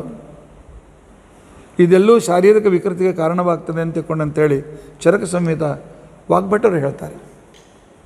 ಅಷ್ಟಾಂಗ ಹೃದಯದಲ್ಲಿ ಹೇಳ್ತಾರೆ, ತತಃ ಪುಷ್ಪೇಕ್ಷಣಾದೇವ ಕಲ್ಯಾಣಧ್ಯಾಯಿನಿ ವೃತಂ. ಯಾವಳು ಮುಟ್ಟಾಗ್ತಾಳೆ ಆ ಕಾಲದಲ್ಲಿ ಮಂಗಲಕರವಾದ ವಿಚಾರ, ನನಗೆ ಒಳ್ಳೆಯ ಉತ್ತಮ ಸಂತಾನ ಹುಟ್ಟಲಿ ಅಂತ ಹೇಳಿ ಅವಳು ದೇವರನ್ನು ಧ್ಯಾನ ಮಾಡ್ತಾ ವಿಶ್ರಾಂತಿಯನ್ನು ತೆಗೆದುಕೊಳ್ಳಬೇಕು 3 ದಿನ. ಸ್ನಾನ, ಅಲಂಕಾರ ಇತ್ಯಾದಿಗಳನ್ನು ಸರ್ವತಾ ಮಾಡಿಕೊಳ್ಳಬಾರ್ದು. ದರ್ಭ ಸಂಸ್ತರ ಶಾಯಿನಿ, ಚಾಪೆ ಮೇಲೆ ಮಲ್ಕೊಳ್ಬೇಕು. ಆ ನಂತರ ಹಾಲಿನಲ್ಲಿ ಬೆಂದ ಅನ್ನ ತಿನ್ನಬೇಕು ಅಂತ ಹೇಳ್ತಾರೆ. ಅತಿ ಖಾರ, ಅತಿ ಹುಳಿ ಬಿಟ್ಬಿಡ್ಬೇಕು. ಅದು ಮುಂದೆ ಗರ್ಭಗತವಾಗಿರ್ತಕ್ಕಂಥ ಗೈನಿಕ್ ಪ್ರಾಬ್ಲಮ್ ಕಾರಣೀಭೂತವಾಗ್ತದೆ. ಶರೀರ ಭಾಳ ಸೂಕ್ಷ್ಮ ಇರ್ತದೆ. ಅಷ್ಟೇ ಅಲ್ಲ, ಸೈಕಾಲಜಿ ಪ್ರಕಾರ ಅನೇಕ ಹಾರ್ಮೋನ್ಸ್ಗಳು ಚೇಂಜ್ ಆಗ್ತಕ್ಕಂಥ ಈಗಿನ ಪರಿಭಾಷೆಯಲ್ಲಿ ಹೇಳಬೇಕಾದ್ರೆ ಹಾರ್ಮೋನ್ಸ್ಗಳು ಚೇಂಜ್ ಆಗಿ ಮತ್ತೆ ಒಂದು ಮೊದಲನೇ ಸ್ಥಿತಿಗೆ ಬರಬೇಕಾಗಿರ್ತಕ್ಕಂಥ ಸಂದರ್ಭದಲ್ಲಿ ವಿಶ್ರಾಂತಿ ಅನಿವಾರ್ಯ. ಏನು 3 ದಿವಸ ಸ್ವಲ್ಪ ವಿಶ್ರಾಂತಿ ತೆಗೆದುಕೊಂಡು ಏನು ಗಂಟು ಹೋಗ್ತದೆ? ಈಗ ಉಳಿದ ದಿವಸವೂ ಕೂಡ ಬೆಡ್ರೂಮ್ನಲ್ಲಿ ಹೋಗಿ ಬೀಳೋದೇ ಅರ್ತಕ್ಕಂಥ ಕ್ರಮ. ಇನ್ನು ನೌಕರಿ ಅಂತ ತಿಳ್ಕೊಂಡಂತೇಳಿ ಅನವಶ್ಯಕ ಶ್ರಮಪಟ್ಟು ಕಟ್ಪಡ್ತಕ್ಕಂಥ ರೀತಿ ಇದೆ. ಆದ್ದರಿಂದಾಗಿ ಧೈರ್ಯ ಯಾವಕಂ ಸ್ತೋಕಂ, ಅನ್ನ ಎಷ್ಟು ಜೀರ್ಣ ಆಗ್ತದೆ ಅಷ್ಟೇ ಉಣಬೇಕು, ಹೆಚ್ಚಿಗೆ ಊಟ ಮಾಡಬಾರ್ದು ಅಂತ ತಿಳ್ಕೊಂಡಂತಿದ್ದಾರೆ. ಆ ನಂತರ ಬ್ರಹ್ಮಚಾರಿಣಿಯಾಗಿದ್ದುಕೊಂಡು ಒಳ್ಳೆಯ ಮನಸ್ಸಿಂದ ಭಗವಂತನನ್ನು ಸ್ಮರಣೆ ಮಾಡ್ತಾ ಕಳೆಯಬೇಕು 3 ದಿನ ಅಂತ ತಿಳ್ಕೊಂಡಿದ್ದಾರೆ. ವಸಿಷ್ಠ ಸ್ಮೃತಿ ಹೇಳ್ತಾರೆ, ನಾಗ್ನಿಂ ಸ್ಪೃಶೇತ್, ಬೆಂಕಿ ಮುಟ್ಟಿ ಅಡಿಗೆ ಮಾಡಲಿಕ್ಕೆ ಹೋಗಬೇಡಿ. ನೀವು ಮಾಡಿದ ಅಡಿಗೆಯನ್ನು ಮಕ್ಕಳು ಗಂಡ ಉಂಡ್ರೆ ಮುಂದಿನ ಅತ್ಯಂತ ದೀರ್ಘ ರೋಗಕ್ಕೆ ಅದು ಕಾರಣೀಭೂತವಾಗ್ತದೆ. ತಾಂಬೂಲ ಎಲೆ ಅಡಿಕೆ ತಿನ್ನುವಂತಿಲ್ಲ ಮುಟ್ಟಾದ 3 ದಿನ. ಬ್ರಷ್ ತೊಗೊಂಡು ಭಾಳ ಘಸ ತಿಕ್ಕಲಿಕ್ಕೆ ಹೋಗಬೇಡಿ. ಯಾಕೆ? ಅಲ್ಲಿಯೇ ನರ್ಸ್ಗಳು ವೀಕ್ ಆಗಿರ್ತವೆ. ಎಷ್ಟು ಬೇಕು ಹಲ್ಲು ಸ್ವಚ್ಛ ಆಗಬೇಕು ಅಷ್ಟೇ. ಸ್ವಲ್ಪ ಎರೆದುಕೊಳ್ಳೋದು, ಮೈ ತಿಕ್ಕೊಂಡು ಸ್ನಾನ ಮಾಡೋದು ಸರ್ವತಾ ಮಾಡಬೇಡಿ. ಯಾರನ್ನು ಮುಟ್ಟಬೇಡಿ. ಸ್ಪರ್ಶನಂ ಚೈವ ಸರ್ವತ್ರ ತ್ಯಜೇತ್ ಪುಷ್ಪವತಿ ಸತಿ, ವಸಿಷ್ಠರು ಹೇಳ್ತಾರೆ. ತ್ರಿರಾತ್ರಂ ನಹಿ ಸ್ನಾಯಾತ್, 3 ದಿನ ಸ್ನಾನ ಮಾಡಲಿಕ್ಕೆ ಹೋಗಬೇಡಿ ಅಂತ ತಿಳ್ಕೊಂಡಿದ್ದ. ಅದರರ್ಥ ಹೊಲಸೆ ಕೂತ್ಕೊಳ್ಳಿ ಅಂತ ಅನ್ನೋದಿಲ್ಲ. ಶರೀರದ ಶುದ್ಧಿ ಏನಿದೆ ಮಾಡಿಕೊಳ್ಳಿ. ಒಳ್ಳೆ ಬಟ್ಟೆಗಳನ್ನು ತೊಯಿಸಿ ಮೈ ಒರೆಸ್ಕೊಂಡು ಇತ್ಯಾದಿಗಳಿಂದ ರೀತಿಯಾಗಿರ್ತಕ್ಕಂಥ ಸ್ವಚ್ಛತೆ. ಆನಂತರ ಇನ್ನು ಶಾರೀರಿಕವಾಗಿರ್ತಕ್ಕಂಥ ರೀತಿಯಲ್ಲಿ ಏನೊಂದು ಶುದ್ಧತೆ ಬೇಕು ಅದು ಆ ರೀತಿಯಾಗಿರ್ತಕ್ಕಂಥ ಶುದ್ಧತೆ ಮಾಡು. ಆಲಸ್ಯದಿಂದ ಹೊಲಸಾಗಿರಬೇಕು, ರೋಗಕ್ಕೆ ಕಾರಣ ಮಾಡಿಕೊಳ್ಬೇಕು ಅಂತೇನಿಲ್ಲ. ಆದರೆ ಆ ರೀತಿಯಾಗಿರ್ತಕ್ಕಂಥ ಶುದ್ಧತೆ ಅತ್ಯಂತ ಬೇಕು. ಕೆಲವು ವಿಷಯದಲ್ಲಿ ಮಾತನಾಡಬಾರ್ದು. ಆದರೆ ಆಯುರ್ವೇದ ಹೇಳ್ತದೆ ಅದನ್ನು ಫ್ರೀಯಾಗಿ ಸ್ರಾವ ಆಗೋದಕ್ಕೋಸ್ಕರ ಆ ವೇಳೆಯಲ್ಲಿ ಬಿಟ್ಬಿಡಬೇಕು. ಆ ನಂತರ ಬಟ್ಟೆಗಳನ್ನು ಚೇಂಜ್ ಮಾಡ್ಕೋತೀರಿ. ಏನೋ ಈಗಿನ ಬರ್ತಕ್ಕಂಥ ಸಾಧನಗಳಿಂದ ಬಾಳೊತ್ತು ಅದನ್ನು ಹಿಡಿದಿಡುವುದು ಸಂಪೂರ್ಣ ರೋಗಕ್ಕೆ ಕಾರಣ ಅಂತ ತಿಳ್ಕೊಂಡಂತ ಹೇಳಿದ್ದಾರೆ. ಅದನ್ನು ವ್ಯಾಸಸ್ಮೃತಿ ಹೇಳ್ತದೆ. ರಜೋ ದರ್ಶನತೋ ದೋಷಾನ್ ಸರ್ವಮೇವ ಪರಿತ್ಯಜೇತ್. ಹೇಗಿರಬೇಕು ಅಂತನ್ನುವುದನ್ನು ವ್ಯಾಸಸ್ಮೃತಿ ಹೇಳ್ತದೆ. ಸರ್ವೈಹಿ ಅಲಕ್ಷಿತ. ಈ ವೇಳೆಯಲ್ಲಿ ದೃಷ್ಟಿಯಾಗುವ ಸಂದರ್ಭ ಜಾಸ್ತಿ ಇರ್ತದೆ. ಆದ್ದರಿಂದ ಎಲ್ಲರ ಕಣ್ಣಿಗೆ ಬೀಳುವ ಒಂದು ಕಡೆಯಲ್ಲಿ ಮನೆಯಲ್ಲಿ ಒಂದು ರೂಮ್ ಮಾಡಿಕೊಂಡಿರಬೇಕು. ಲಜ್ಜಿತಾಂತರ್ಗೃಹೇ ವಸೇತ್. ಯಾಕಂತಂದರೆ ಈ ಕಾಲದಲ್ಲಿ ಪರಪುರುಷರ ದರ್ಶನಾದಿಗಳಿಂದಾಗಿ ಮಾನಸಿಕ ವಿಕೃತಿಯಾಗುವ ಸಂದರ್ಭ ಹೆಚ್ಚಿರ್ತದೆ. ಸೈಕಾಲಜಿಯಲ್ಲಿ ಕೂಡ ಇದನ್ನು ಹೇಳ್ತಾರೆ. ಆ ನಂತರ ಎಷ್ಟು ಬೇಕು ಅಷ್ಟೇ ಬಟ್ಟೆಗಳನ್ನು ಉಪಯೋಗಿಸಿ, ಬಾಳಿಗೆ ಹೆಚ್ಚಿಗೆ ಉಪಯೋಗಿಸಬೇಡಿ. ಎಷ್ಟು ಅನಿವಾರ್ಯತೆ ನಮ್ಮ ದೇಹ ಶುದ್ಧಿಗೋಸ್ಕರ ಅವಶ್ಯವಾಗಿ ಇಟ್ಕೊಳ್ಬೇಕು. ಸ್ನಾನ ಅಲಂಕಾರ ವರ್ಜಿತ. ಸ್ನಾನ ಅಲಂಕಾರಗಳನ್ನು ಇತ್ಯಾದಿಗಳನ್ನು ಮಾಡಬಾರ್ದು ಅಂತ ತಿಳ್ಕೊಂಡಂತಿದ್ದಾರೆ. ಮೌನಿನಿ, ಮೌನದಿಂದ ಇರಬೇಕು. ತನ್ನ ಆದಷ್ಟು ಸಣ್ಣ ಹುಡುಗರನ್ನು ತಿನ್ನುವ ಆಹಾರವನ್ನು ನೋಡಬಾರ್ದು. ಯಾಕೆ ಅಂತಂದರೆ ಅವಳ ಶ್ವಾಸದಿಂದ, ಅವಳ ಕಣ್ಣಿನಿಂದ, ಅವಳ ದೃಷ್ಟಿಯಲ್ಲಿ, ಶ್ವಾಸದಲ್ಲಿ, ಬೆವರಿನಲ್ಲಿ, ಸ್ಪರ್ಶದಲ್ಲಿ ಒಂದು ಥರದ ಟಾಕ್ಸಿನ್ ಹೊರಗೆ ಬರ್ತಾ ಇರ್ತದೆ. ಯಾವ ಟಾಕ್ಸಿನ್ ಏನು ಅಂತ ಅನ್ನೋದು ಹೇಳ್ತೇನೆ. ಆ ನಂತರ ಆದ್ದರಿಂದಾಗಿ ಈ ರೀತಿಯಾಗಿರಬಾರ್ದು. ರಜಸ್ವಲಾತೆಯಾನಾರೆ, ಪರಸ್ಪರ ಮುಟ್ಟಾದವರು ಕೂಡ ಹರಟಿ ಹೊಡಿಬಾರದು, ಬೇರೆ ಬೇರೆ ರೂಮ್ನಲ್ಲಿ ಇರಬೇಕು ಅಂತ ಹೇಳ್ತಾರೆ. ಈಗ ಭಾಳ ರೂಮ್ ತರಲಿಕ್ಕೆ ಆಗೋದಿಲ್ಲ, ದೂರ ದೂರ ಇರಿ ಅಷ್ಟೇ, ಒಬ್ಬರಿಗೂ ಮುಟ್ಟಬಾರದು, ಹೊರಗೆ ಹೋಗಿ ತಿರುಗಾಡಬಾರದು, ಗೃಹ ಕಾರ್ಯಗಳನ್ನು ಸರ್ವತಾ ಮಾಡಬಾರದು. ಇವುಗಳನ್ನು ಬಿಟ್ಟು ಅಷ್ಟೇ ಅಲ್ಲ, ಇದನ್ನು ಉಗುರು ಕತ್ತರಿಸಿಕೊಳ್ಳೋದು ಇತ್ಯಾದಿ ಕೆಲಸಗಳನ್ನು ಕೂಡ ಮಾಡಬಾರದು. ತಿನ್ನುವ ಪದಾರ್ಥ, ಉಳಿದವರಿಗೆ ತಿನ್ನುವ ಪದಾರ್ಥ ಸರ್ವಥಾ ನೋಡಬಾರ್ದು. ದೇವರ ಮನೆಗೆ ಸರ್ವಥಾ ಹೋಗಬಾರ್ದು, ಬೇರೆ ರೂಮ್ನಲ್ಲೇ ಇರಬೇಕು ಅಂತ ಪ್ಲಾನಾಗೆ. ದೇವತೆಗಳಿಗೆ ನಮಸ್ಕಾರ ಮಾಡುವ ಅವಶ್ಯಕತೆ ಇಲ್ಲ. ಏಕಾದಶಿ ವ್ರತ ತಪ್ಪದೇ ಮಾಡಬೇಕು. ಎಂದಿಗೂ ದೇಹ ಸಂಬಂಧ ಮಾಡಬಾರ್ದು. ಜ್ವರ ಬಂದಾಗ ಏನು ಮಾಡಬೇಕು? ಪರಸ್ಪರ ರಜಸ್ವಲೆಯರು ಹತ್ತಿರ ಇದ್ದರೆ ಏನು ಮಾಡಬೇಕು? ರಜಸ್ವಲೆಯನ್ನು ಮುಟ್ಟಿದರೆ ಏನು ಪ್ರಾಯಶ್ಚಿತ್ತ ಮಾಡಬೇಕು? ಯಾವ ರೀತಿ ಶುದ್ಧಿ ಮಾಡಿಕೊಳ್ಬೇಕು? ಇತ್ಯಾದಿಗಳ ಬಗ್ಗೆ ವಿಸ್ತಾರವಾಗಿರ್ತಕ್ಕಂಥ ವಿವರಣೆ ಬಂದಿದೆ. ಅಷ್ಟು ಹೇಳಲಿಕ್ಕೆ ನನಗೆ ಸಮಯ ಇಲ್ಲ. ಈ ಬಗ್ಗೆ ಮನುಸ್ಮೃತಿ ಏನು ಹೇಳ್ತದೆ ಅಂತ ಅನ್ನೋದನ್ನು ಹೇಳ್ತೇನೆ. ಮನುಸ್ಮೃತಿ ಹೇಳ್ತದೆ, ನೋಪಗಚ್ಚೇತ್ ಪ್ರಮತ್ತೋಪಿ. ಎಷ್ಟೇ ಮನೋವಿಕೃತಿ ಇರಲಿ, ದೇಹ ಸಂಬಂಧ ಮಾಡಬೇಡಿ. ಯಾಕೆ ಅಂತಂದರೆ ಮಹಾರೋಗದಿಂದ ಯುಕ್ತರಾಗಿರ್ತಕ್ಕಂಥ ಮಕ್ಕಳು ಹುಡ್ತಾರೆ. ಪ್ರತ್ಯೇಕವಾಗಿದ್ದರೆ ಅದು ಇಂಡಿಕೇಟ್ ಇದ್ದೇ ಇರ್ತದೆ. ತ್ರಿಯಂ ಆರ್ತವ ದರ್ಶನೆ ಸಮಾನ ಶಯನೇ ಚೈವ ಶಯಿತ. ಅವಳ ಜೊತೆಯಲ್ಲಿ ಸರ್ವಥಾ ಒಂದೇ ಹಾಸಿಗೆ ಮೇಲೆ ಮಲ್ಕೊಳ್ಬಾರ್ದು. ಅಷ್ಟೇ ಅಲ್ಲ, ಆದಷ್ಟು ದೂರ ಇರಬೇಕು ಅಂತಂದಿದ್ದಾರೆ. ರಜಸ ಅಭಿಪ್ಲುತಾಂ ನಾರಿಂ. ಯಾರು ರಜಸ್ ಸಂದರ್ಭದಲ್ಲಿ ಹೋಗ್ತಾರೆ, ಅಂತಹ ಸಂದರ್ಭದಲ್ಲಿ ಪ್ರಜ್ಞಾ, ತೇಜಸ್ಸು, ಬಲ, ಆಯುಷ್ಯ ಮತ್ತು ಕಣ್ಣಿನ ಗುಣಗಳಿಂದ ಹೀನರಾದಂಥ ಮಕ್ಕಳು ಹುಡ್ತಾರೆ. ಮನುಸ್ಮೃತಿ ಮನುವಿನ ಬಗ್ಗೆ ಕೇಳ್ತಾ ಬಂದಿದ್ದೀರಿ, ಹೇಳ್ತಾ ಇದೆ. ಕೃಷ್ಣ ಯಜುರ್ವೇದ ತೈತ್ರೀಯ ಸಂಹಿತಾದಲ್ಲಿಯೂ ಕೂಡ ರಜಸ್ವಲೆಯ ಆಗಿರ್ತಕ್ಕಂಥವಳು ವಿಶ್ರಾಂತಿಯನ್ನು ತೆಗೆದುಕೊಳ್ಳಲೇಬೇಕು. ಅವಳಲ್ಲಿ ಮುಖ್ಯವಾದ ಸಾಮರ್ಥ್ಯ ಕಡೆವರೆಗೂ ದಣಿಬಾರದು, ಮುದುಕಲಾದ ಮೇಲೆಯೂ ಕೂಡ ದಣು ಬರಬಾರದು ಅಂತಿದ್ದರೆ ಕೃಷ್ಣ ಯಜುರ್ವೇದ ಹೇಳ್ತದೆ ವಿಶ್ರಾಂತಿ ಅನಿವಾರ್ಯ ಅಂತ ತಿಳ್ಕೊಂಡಂತೇಳಿ. ಸ್ಕಂದ ಪುರಾಣದ ಮಹೇಶ್ವರ ಖಂಡದಲ್ಲಿಯೂ ಕೂಡ ಅನೇಕ ನಿಯಮಗಳನ್ನು ತಿಳಿಸಿದ್ದಾರೆ. ಮಹಾಭಾರತ ಸಭಾಪರ್ವದಲ್ಲಿ 67ನೇ ಅಧ್ಯಾಯದಲ್ಲಿ ಇದರ ಬಗ್ಗೆ ಸಾಕಷ್ಟು ವಿವರಣೆ ಬರುತ್ತೆ. ಅಂದರೆ ನಮ್ಮ ಗ್ರಂಥಗಳು ಅಂಧವಿಶ್ವಾಸ ಅಲ್ಲ. ಈಗೇನು ಹೇಳ್ತಾರೆ ಡಾಕ್ಟರು, ಮಲಮೂತ್ರಗಳಂತೆ ಅದು ಕೂಡ ಒಂದು ರೀತಿಯಾಗಿರ್ತಕ್ಕಂಥ ಪ್ರಾಕೃತಿಕ ಕ್ರಮ. ಹೌದು, ಸರಿ. ಮೂತ್ರ ಮಾಡುವಾಗ ಮೂತ್ರ ಬರ್ತಾ ಇರತಕ್ಕಂಥ ಸಂದರ್ಭದಲ್ಲಿ ಹೋಗಿ ಅಡುಗೆ ಮಾಡ್ತೀರಾ? ಅದೇ ರೀತಿ ರಜಸ್ರಾವವಾಗುವಾಗ ಅದನ್ನು ಹೇಗೋ ತಡೆದುಕೊಂಡು ಅಡುಗೆ ಮಾಡ್ತೇನೆ, ಮನೆ ಕೆಲಸ ಮಾಡ್ತೀನಿ ಅಂದರೆ ಅರ್ಥವೇನು? ಇದನ್ನು ಕೇಳ್ತದೆ ಮಹಾಭಾರತ, ನಮಗೆ ಕೇಳ್ತದೆ. ಮಲಮೂತ್ರಾದಿಗಳ ಪ್ರತ್ಯೇಕ ಪ್ರದೇಶದಲ್ಲಿ ಹೋಗಿಕೊಂಡು ಅದನ್ನು ಸ್ವಚ್ಛ ಮಾಡಿಕೊಂಡು ಯಾವ ರೀತಿಯಾಗಿರ್ತೇವೆ, ಅದು ಇದ್ದಾಗ ನಾವು ಯಾವ ರೀತಿಯಾಗಿರ್ತಕ್ಕಂಥ ಉಳಿದ ಕೆಲಸ ಮಾಡೋದಿಲ್ಲ. ಅದೇ ರೀತಿಯಾಗಿ ಈ ದೋಷ, ಈ ಸ್ರಾವ ಕ್ರಮವಾಗಿ ಆಗಾಗ ಬರೋದ್ರಿಂದಾಗಿ ಆ ಕಾಲದಲ್ಲಿ ಯಾರನ್ನೂ ಮುಟ್ಟದೆ ದೂರ ಇರಬೇಕು. ಮಲಮೂತ್ರಗಳಿಗಿಂತಲೂ ಹೆಚ್ಚು ದೋಷದಿಂದ ಯುಕ್ತವಾಗಿರ್ತಕ್ಕಂಥದ್ದು ಈ ಸ್ರಾವ ಅಂತ ತಿಳ್ಕೊಂಡಂತಿದ್ದಾರೆ. ಹೋಗಲಿ, ಮೊದಲೇ ದಿವಸ ಚಾಂಡಾಲಿ ಅಂತ ಕರೆದ್ರಲ್ಲ, ಯಾಕೆ? ಪರಾಶರ ಸ್ಮೃತಿ ಸೈಕಾಲಜಿಕಲ್ಲಾಗಿ ನಮ್ಗೆ ಉತ್ತರ ಕೊಡ್ತದೆ. ಎಷ್ಟು ಅದ್ಭುತವಾದ ಗ್ರಂಥ ಇದೆ. ಚಾಂಡಾಲ ಅಂತ ತಿಳ್ಕೊಂಡಂದರೆ ಚಾಂಡಾಲ ಜಾತಿ ಅಂತ ತಿಳ್ಕೊಳ್ಬೇಡಿ. ಚಡಿ ಉದ್ವೇಗೆ ಅಂತ ತಿಳ್ಕೊಂಡಂತೇಳಿ, ಚಡ ಅಂತನ್ನೋ ಧಾತುವಿಗೆ ಚಡಿ ಉದ್ವೇಗೆ, ಚಂಡ, ಚಂಡಿ, ಚೀಡ, ಚಾಡ, ಈ ರೀತಿಯಾಗಿ ಚಡಿ ಧಾತು ಅಂದರೆ ಮೊದಲನೇ ದಿವಸ ಹಾರ್ಮೋನ್ಗಳಿಂದ ಸಂಪೂರ್ಣವಾಗಿರ್ತಕ್ಕ ಮಾನಸಿಕವಾಗಿ ಒಂಥರದ ಕಿರಿಕಿರಿ ಇರ್ತದೆ ಮೊದಲನೇ ದಿವಸ. ಆದ್ದರಿಂದ ಅವಳಿಗೆ ಚಾಂಡಾಲಿ ಅಂತ ಕರೆದು. ಪರಾಶರ ಸ್ಮೃತಿ ಎಷ್ಟು ನಮಗೆ ಅನುಕೂಲ ಮಾಡಿಕೊಡ್ತಾ ಇದೆ ನೋಡ್ತೀರಾ. ಆ ಕಾಲಕ್ಕೆ ಅದರಿಂದ ಅವಳಿಗೆ ಚಾಂಡಾಲಿ ಅಂತ ಕರೆದರು. ಇನ್ನು ಬ್ರಹ್ಮಘಾತಿನಿ ಅಂತ ತಿಳ್ಕೊಂಡಂತಂದರೆ ಏನರ್ಥ? ಬ್ರಹ್ಮಹತ್ಯಾ ದೋಷ. ಹೌದು, ಇಂದ್ರ ಕೊಟ್ಟದ್ದು ಬ್ರಹ್ಮಘಾತಿನಿ. ಆದರೆ ಬ್ರಹ್ಮ ವೃದ್ಧವು ಅಂತನ್ನೋ ಧಾತು ಇದೆ. ಬ್ರಹ್ಮ ವೃದ್ಧವ ಧಾತು ಅಂತ ತಿಳ್ಕೊಂಡಂತಂದರೆ ವೃದ್ಧಿ ಸೂಚಕ. ಯಾಕೆ ಅಂತಂದರೆ ಮೊದಲಿರ್ತಕ್ಕಂಥ ಅಂಡಾಶಯದ ಬೀಜ ಬಿದ್ದೋಗ್ಬಿಡ್ತದೆ. ಎರಡನೇ ಅಂಡಾಶಯ ಅಭಿವೃದ್ಧಿ ಆಗುವ ಸಮಯ, ವಿಶ್ರಾಂತಿ ಬೇಕು. ಆದರೆ ವಿಕಾಸಕ್ಕೆ ಬೇಕಾಗಿರ್ತಕ್ಕಂಥ ಗರ್ಭಾಶಯಕ್ಕೆ ವಿಶ್ರಾಂತಿ ಬೇಡವೆ? ಆದ್ದರಿಂದಾಗಿ ಅವಳು ಬ್ರಹ್ಮಘಾತಿನಿ ಅಂತ ಅನ್ಸ್ಕೊಳ್ತಾಳೆ. ಮೂರನೇ ದಿವಸ ರಜಕಿ ಅಂತ ತಿಳ್ಕೊಂಡಂತೆ ಯಾಕಂತಾರೆ? ಅದಕ್ಕೋಸ್ಕರ ಹೇಳ್ತಾರೆ ಪರಾಶರ ಸ್ಮೃತಿಕಾರರು,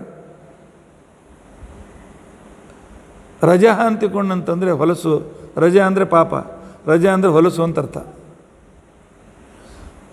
ಅದನ್ನು ಹೊರಗೆ ಹಾಕ್ತಕ್ಕಂಥವಳು. ಹೊಲಸಾದ ಬಟ್ಟೆಯನ್ನು ಒಗಿಲಿಕ್ಕೆ ಹಾಕ್ತೇವೆ. ಹೊಲಸಾದ ಬಟ್ಟೆ ಇರುವವರೆಗೂ ನಾವು ಆ ರೀತಿಯಾಗಿರ್ತಕ್ಕಂಥ ರೀತಿಯಲ್ಲಿ ಯಾವುದೇ ಅಡಿಗೆ ಪಿಡಿಗೆ ಪೂಜೆ ಮಾಡೋದು ಹೇಗೆ ಮಾಡೋರಿದ್ದಾರೆ, ಮಾತು ಬೇರೆ. ಅಂಡಾಶಯ ಹೊರಗೆ ಬೀಳ್ತಕ್ಕಂಥ ಮೂರನೇ ದಿವಸ ಒಂದು ಅತೀ ತೆಳ್ಳಗಾಗಿರ್ತಕ್ಕಂಥ ಚರ್ಮವು ಅದರ ಜೊತೆ ಹೊರಗೆ ಬರ್ತದೆ. ಅದು ಗಟ್ಟಿ ರಕ್ತದ ರೂಪದಿಂದ ಈ ರೀತಿಯಾಗಿರ್ತಕ್ಕಂಥ ರೀತಿಯಲ್ಲಿ ಇರ್ಬೋದು, ಆದರೆ ಅದರ ಜೊತೆಗೆ ಸೂಕ್ಷ್ಮವಾಗಿರ್ತಕ್ಕಂಥ ಅದರ ಆವರಣ ಇರ್ತದೆ. ಆದ್ದರಿಂದ ಅವತ್ತು ಹೊಲಸು ಬಟ್ಟೆಯನ್ನು ಹೊರಗೆ ಹಾಕ್ತಕ್ಕಂಥ ಇದರಿಂದಾಗಿ ಅವಳಿಗೆ ಮೂರನೇ ದಿವಸ ರಜಕಿ ಅಂತ ಕರೀತಾರಂತೆ. ಹೇಗೆ ವಾಸಾಂಸೆ ಜೀರ್ಣಾನಿ ಯಥಾವಿಹಾಯ, ಹಳೆ ಬಟ್ಟೆ ತೆಗೆದು ಹೊಸ ಶರೀರ ತೆಗೆದುಕೊಳ್ಬೇಕು, ಹಳೆ ಬಟ್ಟೆ ಶರೀರ ಹೋದಾಗ ಹೇಗೆ ಸೂತಕ ಪರಿಪಾಲನೆ ಮಾಡಬೇಕು, ಅದೇ ರೀತಿಯಾಗಿ ಆ ದಿವಸದಲ್ಲಿ ಆ ಒಂದು ಶರೀರವಾಗುವತಕ್ಕಂಥ ಒಂದು ಶರೀರ ಧಾರಣಕ್ಕೆ ಅನುಕೂಲವಾದಂಥ ಒಂದು ಅಂಡಾಶಯ ಬಿಟ್ಟಿದ್ದರಿಂದಾಗಿ ಅದರ ಮೈಲಿಗೆಯನ್ನು ಆ 3 ದಿವಸ ಅದನ್ನು ವಿಶೇಷವಾದ ರೀತಿಯಲ್ಲಿ ಅದನ್ನು ಪರಿಪಾಲನೆ ಮಾಡಬೇಕು ಅಂತ ತಿಳ್ಕೊಂಡಂತ ಹೇಳಂದಿದ್ದಾರೆ. ಅಷ್ಟೇ ಅಲ್ಲ, ಅತ್ಯಂತ ಅಶುದ್ಧವಾಗಿ ಸ್ವಾಭಾವಿಕತೆ ಇರಲಿ, ಅದರಲ್ಲಿ ಅಶುದ್ಧತೆ ಇರ್ತದೆ ಅಂತ ತಿಳ್ಕೊಂಡಂತ ಹೇಳಂದಿದ್ದಾರೆ. ಸಂಶೋಧನೆಯ ಪ್ರಕಾರ ಆಯುರ್ವೇದ ಹೇಳ್ತಾರೆ,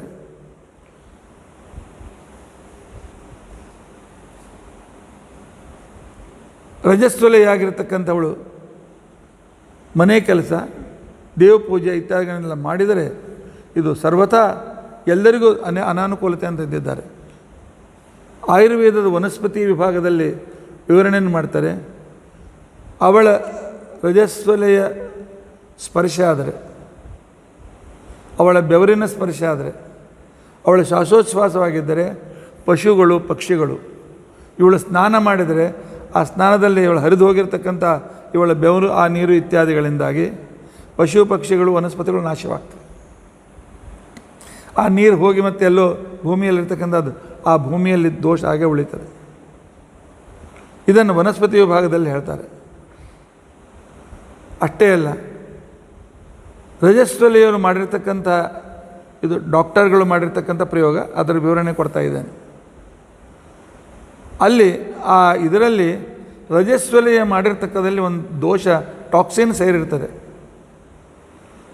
ಅದಕ್ಕೋಸ್ಕರ ಒಬ್ಬ ಡಾಕ್ಟರ್ ಪ್ರಯೋಗ ಮಾಡಿದ, ರಜಸ್ವಲೆಯರು ಮಾಡಿದ ಅನ್ನ ನಾಯಿಗೆ ಹಾಕಿದರೆ ನಾಯಿ ತಿನ್ನೋದಿಲ್ಲ. ಪ್ರಯೋಗ ಮಾಡಿ ನೋಡಿ. ನಾಯಿಗೆ ವಾಸನೆ ಭಾಳ ತೀವ್ರವಾಗಿ ಗೊತ್ತಿರ್ತದೆ. ಅಲ್ಲಿರ್ತಕ್ಕಂಥ ದೋಷಯುಕ್ತವಾದಂಥ ಆ ರಜಕಣದಿಂದ ಅವಳು ಬೆವರು ಸ್ಪರ್ಶದಿಂದ ಆಗಿರ್ತಕ್ಕಂಥದ್ದನ್ನು ನಾಯಿ ರಜಸ್ವಲೆ ಮಾಡಿದ ಅಡುಗೆ ತಿನ್ನೋದಿಲ್ಲ. ಡಾಕ್ಟರ್ ಜಾನ್ಸನ್ ಅಂತಕೊಂಡಿರ್ತಕ್ಕಂಥ ಅಮೇರಿಕೆಯ ಒಬ್ಬ ಡಾಕ್ಟರ್, ಒಂದು 10-15 ನಿಮಿಷ ಹೆಚ್ಚಾಗ್ಬೋದು ಇವತ್ತಿನ ದಿವಸ, ಪೂರ್ತಿ ಕೇಳಿಬಿಡಿ, ಪೂರ್ತಿ ಕೇಳಿ. ಅವನ ಮನೆಯಲ್ಲಿ ಒಬ್ಬಳು ಕೆಲಸಗಾರತಿ ಇದ್ಲು. ಅವಳದೇನು ಅಂತಂದರೆ, ಅವನ ತೋಟ ಇತ್ತು, ಗುಲಾಬಿ ಹೂ ತಂದು ಮನೆಯಲ್ಲಿ ಅಲ್ಲಿ ಇಲ್ಲಿ ಗುಲಾಬಿ ಅಲಂಕಾರ ಮಾಡೋದು ಅವಳ ಕೆಲಸ ಇತ್ತು. ಕೆಲಸ ಮಾಡ್ತಾಯಿದ್ದು, ಉಳಿದ ವೇಳೆಯಲ್ಲಿ ಮಧ್ಯಾಹ್ನದವರೆಗೂ ಸಾಯಂಕಾಲದ ಗುಲಾಬಿ ಸರಿ ಇರ್ತಾಯಿತ್ತು. ಆದರೆ ತಿಂಗಳಲ್ಲಿ 3 ದಿವಸ ಅವಳು ಅಲಂಕಾರ ಮಾಡಿ ಒಂದು ಅರ್ಧ ಮುಕ್ಕಾಲು ತಾಸಿನಲ್ಲೇ ಎಲ್ಲ ಪಕಳೆಗಳು ಬಿದ್ದು ಒಣಗೋಗ್ಬಿಡ್ತಿದ್ದು. ಆಗ ಅವಳಿಗೆ ಕೇಳಿದೆ ಹೇಗೆ ಅಂತ ತಿಳ್ಕೊಂಡಂತೇಳಿ. ಆಗ ಅವಳು ಹೇಳಿದ್ಲು, ನಾನು ಹೊರಗಾದಾಗ ಈ ರೀತಿಯಾಗಿ ಆಗ್ತದೆ ಅಂತ. ಹಾಗಾದ್ರೆ 3 ದಿವಸ ಬರಬೇಡ ಅಂತ ತಿಳ್ಕೊಂಡಂತೇಳಿ ಡಾಕ್ಟರ್ ಜಾನ್ಸನ್ ಅವಳನ್ನು ಬಿಡಿಸಿದ ಅಂತನೂ ಅದನ್ನು ರೀಡರ್ಸ್ ಆಫ್ ಡೈಜೆಸ್ಟ್ನಲ್ಲಿ ಇದರ ವಿವರಣೆ ಬಂದಿದೆ. ಹೇಗೆ ಕರ್ಕ ಮತ್ತು ಸಿಂಹರಾಶಿಯಲ್ಲಿ ನದಿಗೆ ಮಹಾಪೂರ ಬಂದರೆ ನದಿಯ ನೀರು ಹೇಗೆ ಅಸ್ಪೃಶ್ಯವೋ, ಅದೇ ರೀತಿಯಾಗಿ ಈ ಹೆಣ್ಮಗಳು ಕೂಡ ಅಸ್ಪೃಶ್ಯಲಾಗಿರ್ತಾಳೆ ಅಂತ ತಿಳ್ಕೊಂಡಂತೇಳಿ. ಹೆಣ್ಣು ಮಕ್ಕಳ ಮೇಲೆ ವಿಶೇಷ ಸಂಶೋಧನೆ ಮಾಡಿದ ಜರ್ಮನಿನ ವೆಲ್ಡಾ ಮತ್ತು ಆಸ್ಟ್ರೇಲಿಯನ್ ಡಾಕ್ಟರ್ ಪ್ರೊಫೆಸರ್ ಶಿಕ್, VELDE, ವೆಲ್ಡೆ, ಬಹುಶಃ ವೆಲ್ಡೆ ಇರ್ಬೋದು, ಆ ಡಾಕ್ಟರ್ ಜರ್ಮನ್ ಡಾಕ್ಟರು ಮತ್ತು ಶಿಖ್ ಇವರು ರಜಸ್ವಲೆಯರ ಮೇಲೆ ಬಹಳ ಸಂಶೋಧನೆ ಮಾಡಿದ್ದಾರೆ. ಅವರು ಬರೆದ ಪುಸ್ತಕಗಳು ಕೂಡ ಉಪಲಬ್ಧ ಇದೆ. ಅವ್ರು ಹೇಳ್ತಾರೆ, ರಜಸ್ವಲೆಯ ಕೈಯಲ್ಲಿ ಹೂವನ್ನು ಕೊಡಿ, ಮುಚ್ಚುಗೊಳ್ಳಿಕ್ಕೆ ಹೇಳಿ, ಸ್ವಲ್ಪ ಹೊತ್ತಾದಮೇಲೆ ಅಲ್ಲಿ ಆರೆಂಜ್ ಬಣ್ಣದ ರೇಖೆಗಳು ಬರಲಿಕ್ಕೆ ಚಾಲು ಆಗ್ತದೆ. ಬಂದು ಸ್ವಲ್ಪ ವೇಳೆಯ ನಂತರ ಅವುಗಳು ಬೇಗನೆ ಅತ್ಯಂತ ಬೇಗನೆ ಬಾಡಿ ಹೋಗಿ ಅಲ್ಲಿರ್ತಕ್ಕಂಥ ಅವರ ಪಕ್ಕಳೆಗಳು ಬಿದ್ದು ಹೋಗ್ತವೆ ಅಂತ ತಿಳ್ಕೊಂಡು ಅಂತೇಳಿ ಸಂಶೋಧನೆ ಮಾಡಿ ಹೇಳಿದ್ದಾರೆ. ಮೊದಲನೇ ದಿವಸ ಬಹಳ ತೀವ್ರ ಪರಿಣಾಮ ಇರ್ತದೆ, ಮುಂದೆ ಪರಿಣಾಮ ಕಡಿಮೆ ಆಗ್ತಾ ಹೋಗ್ತದೆ ಅಂತ ತಿಳ್ಕೊಂಡು ಅಂತ ಹೇಳ್ತಾರೆ. ಅವಳಲ್ಲಿ ವಿಸರ್ಜಿತವಾಗಿರ್ತಕ್ಕಂಥ ರಜಸ್ಸು ಅಂತ ತಿಳ್ಕೊಂಡಂಥ ಅಶುದ್ಧವಾಗಿರ್ತಕ್ಕಂಥ ಏನು ಸ್ರಾವ ಇದೆಯಲ್ಲ, ಅವರಲ್ಲಿ ಮೆನೋಟಾಕ್ಸಿನ್ ಅಂತ ತಿಳ್ಕೊಂಡು ಅಂತೇಳಿ ಅಂತಕ್ಕಂಥ ಒಂದು ವಿಷ ಇರ್ತದಂತೆ. ಆ ವಿಷ ಅವಳ ಕೇವಲ ಶರೀರದಲ್ಲಿ ಅವಳ ಬೆವರಿನಿಂದ ವಿಷ ಹೊರಗೆ ಬರ್ತದೆ. ಅವಳ ಕಿವಿ ಹಿಂದೆ ಬರತಕ್ಕಂಥ ಆ ಬೆವರಿನಿಂದಲೂ ಕೂಡ ಆ ವಿಷ ಹೊರಗೆ ಬರ್ತದೆ. ಆ ನಂತರ ಬ್ಲಡ್ನಲ್ಲಿರ್ತಕ್ಕಂಥ RBC ಅಂತ ತಿಳ್ಕೊಂಡಂಥ ಏನು ಭಾಗ ಇದೆ, ಅದು ಕೂಡ ಆ ಸಂಪೂರ್ಣವಾಗಿರ್ತಕ್ಕಂಥ ದೋಷ ರಬ್ಬರ್ ಗ್ಲೌಸ್ನಲ್ಲಿ ಕಂಡು ಬರ್ತದಂತೆ. ಶಿಕ್ ಅಂತಕ್ಕಂಥವರು ಈ ಪ್ರಯೋಗ ಮಾಡಿ ಅವರೇನು ಬರೆದರು ಅದನ್ನು ಡಾಕ್ಟರ್ ಮ್ಯಾಶ್, ಡಾಕ್ಟರ್ ಲುಬಿನ್, ಡಾಕ್ಟರ್ ಲಾಮಾರ್ಡ್ ಅಂತಕ್ಕಂಥ ಇವರು ತಮ್ಮ ಪುಸ್ತಕದಲ್ಲಿ ಇದನ್ನು ಬಹಳ ವಿಸ್ತಾರವಾಗಿ ಸ್ವೀಕಾರ ಮಾಡಿದ್ದಾರೆ. ಡಾಕ್ಟರ್ ವೆಡ್ಲೆ ಅಂತಕ್ಕಂಥವನು ಅತ್ಯಂತ ಆದರ್ಶ ವೈವಾಹಿಕ ಜೀವನ ಅಂತ ತಿಳ್ಕೊಂಡು ಅಂಥೇಳಿ ಪುಸ್ತಕವನ್ನು ಬರೆದಿದ್ದಾನೆ. ಅದರಲ್ಲಿ ಅದರ ಜೀವನ ಅಂತ ತಿಳ್ಕೊಂಡಂತಂದರೆ marriage life, model marriage life ಅಂತ ತಿಳ್ಕೊಂಡಂತೆ ಒಂದು ಪುಸ್ತಕ ಇದೆ. ಡಾಕ್ಟರ್ ಎಲಿಸ್ ಅಂತ ತಿಳ್ಕೊಂಡಂತ ಅವನು ಹೇಳ್ತಾನೆ, ಅವನು ಈ ಪರಾಮನೋವಿಜ್ಞಾನ ಪ್ಯಾರಾಸೈಕಾಲಜಿಯ ಡಾಕ್ಟರು, ಅವನು ಅಧ್ಯಯನ ಮಾಡಿ ಪುಸ್ತಕವನ್ನು ಬರೆದಿದ್ದಾನೆ. ಡಾಕ್ಟರ್ ಪ್ಲಾಸ್ ಮತ್ತು ವಾಲ್ಡರ್ಸ್ ಅಂತ ತಿಳ್ಕೊಂಡಂತ ಹೇಳಿ ವಿಮೆನ್ ಅಂತ ತಿಳ್ಕೊಂಡಂತಕ್ಕಂಥ ತಮ್ಮ ಪುಸ್ತಕದಲ್ಲಿ ಈ ಇಲ್ಲಿವರೆಗೆ ಹೇಳಿದ ವಿವರಣೆಯನ್ನು ಇದು ಸರಿಯಿದೆ ಅಂತ ತಿಳ್ಕೊಂಡಂತೇಳಿ ವರ್ಣನೆ ಮಾಡಿದ್ದಾರೆ. ಡಾಕ್ಟರ್ ವೆಡ್ಲೆ ತನ್ನ ಪುಸ್ತಕದಲ್ಲಿ ಈ ರೀತಿಯಾಗಿ ಬರೀತಾರೆ, ಇಲ್ಲಿ ಆಟೋ ಮೆನೋಟಾಕ್ಸಿನ್ ಅಂತ ತಿಳ್ಕೊಂಡು ನಾವು ಏನು ಹೇಳಿದೆ, ಇಂಟಾಕ್ಸಿಯೇಷನ್ ಅಂತ ತಿಳ್ಕೊಂಡು ಆಟೋ ಇಂಟಾಕ್ಸಿಯೇಷನ್ ಅಂತ ಅನ್ನೋದು ಆ ಅವಳ ಬೆವರು, ಶ್ವಾಸ ಇತ್ಯಾದಿಗಳಲ್ಲಿ ಏನಿರ್ತದೆ ಅದು ಸೆಲ್ಫ್ ಪಾಯ್ಸನಿಂಗ್ ಸಿಸ್ಟಮ್ ಅಂತ ತಿಳ್ಕೊಂಡು ಅಂತೇಳಿ, self poisoning of the system ಅಂತ ತಿಳ್ಕೊಂಡು ಅಂತೇಳಿ ಅದನ್ನು ವರ್ಣನೆ ಮಾಡಿದ್ದಾನೆ. ಇದರ ಬಗ್ಗೆ ಇನ್ನೂ ಸಂಶೋಧನೆಗಳು ಮಾಡ್ತಾ ಇದ್ದಾರಂತೆ. ಸ್ತ್ರೀಯರ ಮೇಲೆ ವಿಶೇಷವಾದ ಸಂಶೋಧನೆ ಮಾಡಿದ ಡಾಕ್ಟರ್ ಲಾರೆಟ್ ಅಂತಕ್ಕಂಥ ವ್ಯಕ್ತಿ ತನ್ನ ಪ್ರಯೋಗದಲ್ಲಿ ರಜಸ್ವಲಿಯಾಗಿರ್ತಕ್ಕಂಥ ಹೆಣ್ಮಗಳು ಅವಳ ಶರೀರದಲ್ಲಿ ಈ ಕೃತ್ರಿಮ ಬಟ್ಟೆಗಳು ಬರುತ್ತೆ, ನೈಲನ್ ಬಟ್ಟೆಗಳು, ಫೈಬರ್ ಬಟ್ಟೆಗಳು, ಆ ಫೈಬರ್ ಬಟ್ಟೆಗಳನ್ನು ಅವಳು ಉಟ್ಟುಕೊಂಡು ಬಿಟ್ಟರೆ ಮುಟ್ಟಿದರೆ ವಿದ್ಯುತ್ತಿನಂತೆ ಸಣ್ಣಾಗಿ ಸೂಕ್ಷ್ಮವಾಗಿರ್ತಕ್ಕಂಥ ಶಾಕ್ ಟೈಪದ ಒಂದು ರೀತಿಯ ಅನುಭವ ಆಗ್ತದಂತೆ. ಕೆಲವು ಸಲ ಇವಳು ಉಫ್ ಅಂತ ಊದಿದ್ರೆ ಕಾಜು ಒಡೆದು ಹೋಗ್ತದಂತೆ.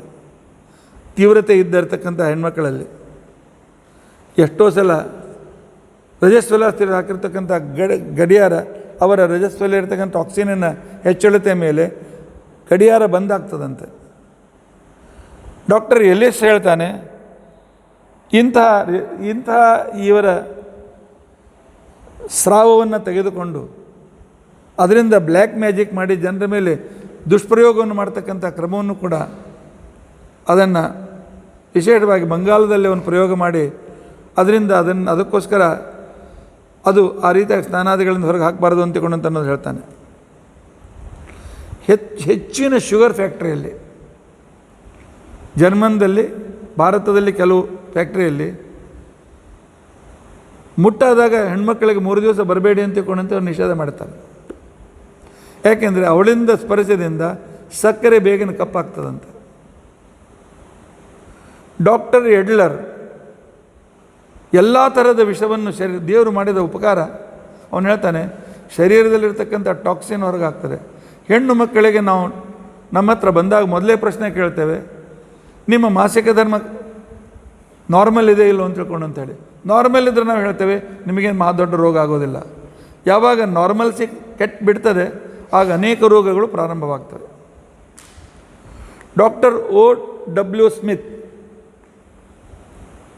ಇವನು ಏನು ಹೇಳ್ತಾನೆ ಅಂತ ತಿಳ್ಕೊಂಡಂತಂದರೆ, ಈ ವೇಳೆಯಲ್ಲಿ ಇಸ್ಟ್ರಾಜನ್, ಇಸ್ಟ್ರೀನ್ ಮತ್ತು ಇಸ್ಟ್ರಾಯಿಡಾಲ್ ಅಂತಕ್ಕಂಥ ವಿಶಿಷ್ಟವಾಗಿರ್ತಕ್ಕಂತಹದ್ದು ಒಳಗೆ ಇರ್ತಕ್ಕಂತಹ ಆ ಅಂಗಗಳಲ್ಲಿ ಇರ್ತಕ್ಕಂತಹದ್ದನ್ನು ಅದರಲ್ಲಿ ವಿಘಟನೆ ಪ್ರಾರಂಭ ಆಗೋದ್ರಿಂದಾಗಿ ಅದು ವಿಷಯುಕ್ತವಾಗಿರ್ತಕ್ಕಂಥ ಪದಾರ್ಥವನ್ನು ಹೊರಗೆ ಹಾಕ್ತದೆ ಅಂತ ತಿಳ್ಕೊಂಡಂತ ಹೇಳ್ತಾರೆ. ಇಂಥವರ ಸ್ಪರ್ಶ ಸಣ್ಣ ಮಕ್ಕಳ ಮೇಲೆ, ಅವರ ಬ್ರೈನ್ ಮೇಲೆ ಬಹಳ ಬೇಗನೆ ಪರಿಣಾಮವಾಗ್ತದೆ. ಅದಕ್ಕೋಸ್ಕರ ಆಯುರ್ವೇದದಲ್ಲಿ ಇದಕ್ಕೆ ಮುಟ್ಟು ದೋಷ ಅಂತ ತಿಳ್ಕೊಂಡು ಅಂತೇಳಿ ಕರೀತಾರೆ. ಆ ಮಕ್ಕಳು ಮುಂದೆ ಬೆಳೆಯಂಗೇ ಇಲ್ಲ. ಅದಕ್ಕೆ ನಮ್ಮಲ್ಲಿ ಬೇರೆ ತಾಯಿಯನ್ನು ಬಿಟ್ಟು, ಅನಿವಾರ್ಯತೆ ಇದ್ದರೆ ತಾಯಿಯನ್ನು ಬಿಟ್ಟು, ದೊಡ್ಡವರಾದ್ಮೇಲೆ ಬಿಡೋದಿಲ್ಲ ತಾಯಿ ಹತ್ರ. ಹಾಲು ಕುಡಿಯತಕ್ಕಂಥ ಮಕ್ಕಳಿದ್ದು ತಾಯಿಯನ್ನು ಬಿಟ್ಟು ಬೇರೆ ಯಾರ ಹೆಣ್ಮಕ್ಳನ್ನು ಮನೆಯನ್ನು ಬಿಟ್ಟು ಬೇರೆ ಮಕ್ಕಳನ್ನು ಮುಟ್ಟಿಸ್ಬೇಡ ಅಂತ ತಿಳ್ಕೊಂಡು ಅಂತ ಹೇಳ್ತಾರೆ. ಅದಕ್ಕೆ ಮುಟ್ಟು ದೋಷ ಅಂತ ತಿಳ್ಕೊಂಡಂತಕ್ಕಂಥದ್ದು ಪ್ರಸಿದ್ಧವಾಗಿದೆ. ಅಷ್ಟೇ ಅಲ್ಲ, ಈ ವೇಳೆಯಲ್ಲಿ ಕಾಮವಾಸನೆ ಹೆಚ್ಚಾಗಿದ್ದರಿಂದಾಗಿ ಇವರ ಮೇಲೆ ಹೊರಗೆ ಹೋದರೆ ನಾಯಿಗಳು ಇತ್ಯಾದಿಗಳು ಅವ್ರ ಮೇಲೆ ಆಕ್ರಮಣ ಮಾಡ್ತಕ್ಕಂಥ ಸಂದರ್ಭ ಹೆಚ್ಚು ಇರ್ತದೆ. ಭಾಗವತದಲ್ಲಿ ಕಂಸನ ತಾಯಿ ರಜಸ್ವಲಿಯಾಗಿ ಇದೆಲ್ಲಾಗಲೇ ಹೂದೋಟಕ್ಕೆ ಹೋದಾಗ ಅದರಿಂದ ಆಕರ್ಷಿತನಾಗಿ ದ್ರುಮಿಳ ಬಂದು ಅವಳನ್ನು ಕೆಡಿಸ್ತಾನೆ ಅಂತಕ್ಕಂಥ ಉದಾಹರಣೆ ಕೂಡ ಬರ್ತದೆ. ಇವೆಲ್ಲ ವಿಷಯಗಳು ಅಲ್ಲಲ್ಲಿ ಪೇಪರಿಂದ ಸಂಗ್ರಹ ಮಾಡೋದ್ರ ಜೊತೆಯಲ್ಲಿ ಡಾಕ್ಟರ್ ಕಾಟೆ ಅಂತ ತಿಳ್ಕೊಂಡು ಶ್ರೀರಾಮ್ಪುರ ಅಹಮದ್ನಗರದಿಂದ ಅವರು ಡಾಕ್ಟರ್ ಕಾಟೆ ಅಂತ ತಿಳ್ಕೊಂಡಂತಕ್ಕಂಥವರು ಇದರ ಬಗ್ಗೆ ಒಳ್ಳೆಯ ಪುಸ್ತಕವನ್ನು ಬರೆದಿದ್ದಾರೆ. ಅದರಲ್ಲಿ ಇವೆಲ್ಲ ವಿವರಣೆಗಳನ್ನು ಕೊಟ್ಟಿದ್ದಾರೆ. ಹೆಚ್ಚಿನ ವಿವರಣೆಗಳನ್ನು ನಾನು ಅಲ್ಲಿಂದಲೇ ಸಂಗ್ರಹ ಮಾಡಿದ್ದೇನೆ. ವಿದರ್ಭದಲ್ಲಿ ದೇವಪುರ ಅಂತ ತಿಳ್ಕೊಂಡಂಥ ಊರು, ಅಲ್ಲಿಯ ಟೀಚರ್ 4 ದಿವಸ ರಜೆ ತೆಗೆದುಕೊಳ್ತಾ ಇದ್ಲು. ಯಾಕೆ ಅಂತ ತಿಳ್ಕೊಂಡಂತ ಹೆಡ್ ಮಾಸ್ಟರ್ ಕೇಳಿದ್ರೆ, ನನ್ನಿಂದ ಮಕ್ಕಳ ಮೇಲೆ ಪರಿಣಾಮ ಆಗ್ತದೆ, ಆ ಮಕ್ಕಳನ್ನು ನಾನು ಕೆಡಿಸೋದು ಬೇಡ, ಅವರ ಆರೋಗ್ಯದ ಮೇಲೆ ದುಷ್ಪರಿಣಾಮ ಮಾಡೋದು ಬೇಡ ಅಂತ ತಿಳ್ಕೊಂಡಂತೇಳಿ ರಜೆ ತೆಗೆದುಕೊಳ್ತೇನೆ ಅಂತಂದಾಗ ಮುಂದೆ ಅವಳು ರಜೆ ಕೊಡಲಿಲ್ಲ, ನೌಕರಿ ಬಿಟ್ಟಳವಳು. ನನ್ನಿಂದಾಗಿ ಆ ಸಣ್ಣ ಮಕ್ಕಳು, ಆ ಚಿಕ್ಕ ಮಕ್ಕಳ ಮೇಲೆ ದುಷ್ಪರಿಣಾಮ ಆಗಬಾರ್ದು ಅಂತ ತಿಳ್ಕೊಂಡಂತೇಳಿ ನಂತರ ಅವಳು ಉಳಿದಿನಲ್ಲಿ ಟ್ಯೂಷನ್ ಮಾಡಿಕೊಂಡು ಉಪಜೀವನ ಮಾಡ್ತಾಯಿದ್ಲು. ಮುಂದೆ ಗೌರ್ಮೆಂಟ್ ಅವಳಿಗೆ ಒಂದು ವಿಶೇಷವಾಗಿರ್ತಕ್ಕಂಥ ಪ್ರೈಜು ಕೂಡ ಕೊಟ್ಟಿದೆ. ಅಷ್ಟೇ ಅಲ್ಲ, ಹೇಗೆ ವೈರಸ್ಸನ್ನು ದೂರ ಮಾಡೋದಕ್ಕೋಸ್ಕರ ಮೊಬೈಲ್, ಕಂಪ್ಯೂಟರ್ ಇತ್ಯಾದಿಗಳಲ್ಲಿ ನಾವು ಫಾರ್ಮೇಟ್ ಮಾಡಿ ಅದನ್ನು ಮತ್ತೆ ಪುನಃ ನವೀಕರಣ ಮಾಡ್ತೇವೆ, ಆ ರೀತಿಯಾಗಿ ದೇವರು ಹೆಣ್ಮಕ್ಕಳೆಲ್ಲ ಶರೀರದಲ್ಲಿ, ಯಾಕೆ ಅವರಿಂದಲೇ ಮನೆ ಉಳಿತದೆ, ಅವ್ರ ಶರೀರ ಫಾರ್ಮೇಟ್ ಮಾಡ್ತಕ್ಕಂಥ ಸಂದರ್ಭ ಅದನ್ನು 3 ದಿವಸ ಕೂತ್ಕೊಳ್ಬೇಕು ಅಂತೇಳಿ ಒಬ್ಬ ತಮಾಷೆಯಿಂದ ಒಬ್ಬ ಡಾಕ್ಟರ್ ಬರೆದಿದ್ದಾರೆ. ಹೇಗೆ ಕಾರ್ ಮತ್ತು ಸ್ಕೂಟರ್ ಸರ್ವೀಸಿಂಗ್ ಇರ್ತದೆ, ಆ ರೀತಿಯಾಗಿ ಇದು ಸರ್ವೀಸಿಂಗ್ ಟೈಮಿಂಗು. ಆದ್ದರಿಂದಾಗಿ ಅವರು ಸಂಪೂರ್ಣ ಶುದ್ಧರಾಗಿ ಆರೋಗ್ಯವಂತರಾಗಿ ಗಂಡ ಮಕ್ಕಳ ಬಂಧುಗಳಿಗೆ ವಿಶೇಷವಾಗಿರ್ತಕ್ಕಂಥ ಒಂದು ವಿಶಿಷ್ಟತೆಯನ್ನು ಕೊಡ್ತಾರೆ. ಮನುಸ್ಮೃತಿಯ 5ನೇ ಅಧ್ಯಾಯದಲ್ಲಿ ಹೇಳ್ತಾರೆ, ಮೃತ್ತಿಕೆ ಮಣ್ಣಿನಿಂದ, ಜಲದಿಂದ, ವೇಗವಾಗಿ ಹರಿಯುವ ನೀರಿನಿಂದ ಹೇಗೆ ಶುದ್ಧಿ ಆಗ್ತದೆ, ಅದೇ ರೀತಿಯಾಗಿ ರಜಸ್ವಲಿ ಆದಮೇಲೆ ಹೆಣ್ಮಕ್ಳು ಭಾಳ ಶುದ್ಧರಾಗ್ತಾರೆ. ಯಾವುದೇ ದೋಷಗಳಿದ್ದರೂ, ಯಾವುದೇ ರೀತಿಯಾಗಿರ್ತಕ್ಕಂಥದ್ದಿತ್ತು ಅಂತ ತಿಳ್ಕೊಂಡಂತಂದರೆ ಅದು ದೂರ ಆಗ್ತಂತೆ. ಮನುಸ್ಮೃತಿ ಇನ್ನೂ ಮುಂದೆ ಹೋಗ್ತದೆ. ಮನೋನಿಗ್ರಹದಿಂದ ಬ್ರಾಹ್ಮಣ ಶುದ್ಧನಾದರೆ ರಜಸ್ವಲೆಯು ರಜೋ ನಿವೃತ್ತಿಯಿಂದ ಶುದ್ಧಳಾಗ್ತಾಳೆ, ಪವಿತ್ರಳಾಗ್ತಾಳೆ. ಆಗ ಅವಳು ಉಳಿದ ಎಲ್ಲ ಕಾರ್ಯಗಳಿಗೂ ಅತ್ಯಂತ ಉಪಯುಕ್ತಳಾಗ್ತಾಳೆ ಅಂತ ತಿಳ್ಕೊಂಡಂತ ಹೇಳ್ತಾರೆ. ಡಾಕ್ಟರ್ PD ಗುಪ್ತಾ ಅಂತ ತಿಳ್ಕೊಂಡಂತಕ್ಕಂಥವ್ರು EUS ವೀಕ್ಲಿಯಲ್ಲಿ ಬಂದಿರತಕ್ಕಂತಹ 14th and 20th May 1988 EUS ವೀಕ್ಲಿಗಳನ್ನು ಪೇಜ್ ನಂಬರ್ 24-25ನಲ್ಲಿ ಅವರು ಹೇಳ್ತಾರೆ, ಹೆಣ್ಣು ಮಕ್ಕಳು ಈ ವೇಳೆಯಲ್ಲಿ ವಿಶ್ರಾಂತಿಯನ್ನು ತೆಗೆದುಕೊಳ್ಳದೇ ಇದ್ದರೆ, 3 ದಿವಸ ವಿಶ್ರಾಂತಿಯನ್ನು ತೆಗೆದುಕೊಳ್ಳದೇ ಇದ್ದರೆ ಅವರು ಅಗ್ರೆಸಿವ್ ಆಗ್ತಾರೆ. ಯಾವಾಗಲೂ ಒಂದು ರೀತಿಯಾಗಿರ್ತಕ್ಕಂಥ ಪ್ರಕ್ಷುಬ್ಧವಾಗಿರ್ತಕ್ಕಂಥ ಕಿರಿಕಿರಿ ಮಾಡುವ ಸ್ವಭಾವದಿಂದ ಯುಕ್ತರಾಗ್ತಾರೆ, ಅಸ್ವಸ್ಥರಾಗ್ತಾರೆ. ಅವರಲ್ಲಿ ಹೈ ಬ್ಲಡ್ ಪ್ರೆಷರಿಗೂ ಕೂಡ ಈ ವಿಶ್ರಾಂತಿ ತೆಗೆದುಕೊಳ್ಳದೇ ಇದ್ದರೆ ಹೈ ಬ್ಲಡ್ ಪ್ರೆಷರು ಕೂಡ ಇದಕ್ಕೆ ಕಾರಣವಾಗ್ತದೆ. ಅಷ್ಟೇ ಅಲ್ಲ, ಅಂಥ ಹೆಣ್ಮಕ್ಳಿಗೆ ಕೆಟ್ಟೋ ಸಲ ಅಪರಾಧಗಳನ್ನು ಕೂಡ ಮಾಡ್ತಾರಂತೆ, ಕ್ರೈಮ್ಗಳನ್ನು ಕೂಡ ಆ ವೇಳೆಯಲ್ಲಿ ಮಾಡ್ತಕ್ಕಂಥ ಸಂದರ್ಭ ಇದೆ. ಆದ್ದರಿಂದಾಗಿ ಇಂಥ ವೇಳೆಯಲ್ಲಿ ಹೆಣ್ಮಕ್ಕಳು ಎಲ್ಲಿ ಕಾರ್ಖಾನೆಯಲ್ಲಿ ಕೆಲಸ ಮಾಡ್ತಾ ಇದ್ದಾರೆ, ಎಲ್ಲಿ ಅವರು ಮಷೀನ್ಗಳು ನಡೆಸ್ತಾ ಇರ್ತಕ್ಕಂಥ ಸಂದರ್ಭದಲ್ಲಿ ಈ ವೇಳೆಯಲ್ಲಿ ಆಕ್ಸಿಡೆಂಟ್ ಆಗಿರ್ತಕ್ಕಂಥ ಸಂದರ್ಭ ಹೆಚ್ಚು ಅಂತ ತಿಳ್ಕೊಂಡಂತೇಳಿ ಸುಮಾರು 1,000 ರಜಸ್ವಲೆಯ ಮೇಲೆ ಪ್ರಯೋಗ ಮಾಡಿ ಡಾಕ್ಟರ್ ಗುಪ್ತಾ ಅಂತಕ್ಕಂಥವರು ಯೂಸ್ ವೀಕ್ಲಿಯಲ್ಲಿ ತಮ್ಮ ಲೇಖನವನ್ನು ಕೊಟ್ಟಿದ್ದಾರೆ. American journal of clinical of medicine ಅಂತ ಹೇಳಿ ಅನ್ನೋದರಲ್ಲಿ ಡಾಕ್ಟರ್ ಶಿಕ್ ಅಂತಿಕೊಂಡಂತ ಹೇಳ್ತಾರೆ, ಈ ಟಾಕ್ಸಿನ್ನಿಂದ ವನಸ್ಪತಿಗಳ ಮೇಲೆ ಭಾಳ ಪರಿಣಾಮ ಬೀಳ್ತದೆ. ಸೂಕ್ಷ್ಮವಾಗಿರ್ತಕ್ಕಂಥ ತುಳಸಿ ಒಣಗಿ ಹೋಗ್ತಾರೆ, ಗುಲಾಬಿ ಗಿಡ ಹೂಗಳನ್ನು ಕೊಡೋದಿಲ್ಲ ಅಂತನ್ನೋ ವಿಚಾರವನ್ನು ಅವನು ತಿಳಿಸಿದ್ದಾನೆ. Indian medical association the monthly November 1949 VS Reddy ಅಂತಿಕೊಂಡಂತಕ್ಕಂಥ ಪ್ರೊಫೆಸರು ಮತ್ತು GS ಗುಪ್ತಾ ಇವರಿಬ್ಬರು ಸೇರಿಕೊಂಡು ಅವರು ಈ ಸಿಖ್ ಹೇಳ್ತಕ್ಕಂಥದ್ದು ಇಲ್ಲಿವರೆಗೇನು ಡಾಕ್ಟರ್ ಹೇಳಿದ್ದಾರೆ ಅನ್ನೋದು ಅದು ಅತ್ಯಂತ ಅನುಭವಕ್ಕೆ ಬಂದ ವಿಷಯ ಅಂತ ತಿಳ್ಕೊಂಡಂತ ಹೇಳಿದ್ದಾರೆ. ಅಷ್ಟೇ ಅಲ್ಲ, ರಜಸ್ವಲೆಯು ಕಪ್ಪೆಯನ್ನು ಮುಟ್ಟಿದರೆ ಅವಳ ಹಾರ್ಟ್ ಬೀಟ್ ಭಾಳ ಕಡಿಮೆ ಆಗಿಬಿಡ್ತಂತೆ, ಅದನ್ನು ಪ್ರಯೋಗ ಮಾಡಿ ನೋಡಿದ್ದಾರೆ. ಮೊಲವನ್ನು ಮುಟ್ಟಿದರೆ ಅದಕ್ಕೆ ಸಂಪೂರ್ಣವಾಗಿರ್ತಕ್ಕಂಥ ಡೈಜೆಷನ್ ಸಿಸ್ಟಮ್ನಲ್ಲಿ ಅತ್ಯಂತ ವಿಕೃತಿ ಬರ್ತದಂತೆ. ಮುಟ್ಟಾಗಿರ್ತಕ್ಕಂಥವ್ಳು ಮುಟ್ಟಿದರೆ, ಇನ್ನು ಸಣ್ಣ ಕೂಸು ಮುಟ್ಟಿದರೆ ಏನಾಗಬೇಕು ಕಲ್ಪನೆ ಮಾಡಿಕೊಳ್ಳಿ. ಪೋಲೆಂಡಿನ ವಿಜ್ಞಾನಿಗಳು ಆಗಿರ್ತಕ್ಕಂಥ ಡಿಲ್ ಲೆವೆಓಸ್ ಬಾರ್ಟಲಿಂಗ್ ಅಂತಕ್ಕಂಥವರು ಅವರ ಪ್ರಕಾರ ರಜಸ್ವಲೆಯ ಸ್ಪರ್ಶ, ಅವಳ ಬೆವರು, ಅವಳ ಶರೀರದಿಂದ ಹೊರತಕ್ಕಂಥ ಬ್ಲಡ್, ಅವಳು ಉಪಯೋಗಕ್ಕೆ ತಂದುಕೊಂಡಿರ್ತಕ್ಕಂಥ ಬಟ್ಟೆಗಳು ಎಲ್ಲವೂ ವಿಷಯುಕ್ತವಾಗಿರ್ತವೆ. ಇದು ಪ್ರಾಣಿಗಳ ಮೇಲೆ, ಸಣ್ಣ ಮಕ್ಕಳ ಮೇಲೆ ಅಡುಗೆ ಮಾಡಿದರೆ ಬಹಳ ದುಷ್ಪರಿಣಾಮವಾಗ್ತದೆ, ಅದರಿಂದ ದೂರ ಇರಲಿಕ್ಕೆ ಪ್ರಯತ್ನ ಮಾಡಿ ಅಂತೇಳಿ ಅವನು ಬರೀತಾನೆ. ಸ್ಟೇಟಸ್ ಆಫ್ ವುಮೆನ್ ಅಂತಕ್ಕಂಥ ಪುಸ್ತಕದ 189th ಪೇಜ್ನಲ್ಲಿ ರಜಸ್ವಲೆಯು ಹೇಗಿರ್ತಾಳೆ ಅಂತ ತಿಳ್ಕೊಂಡಂತಂದರೆ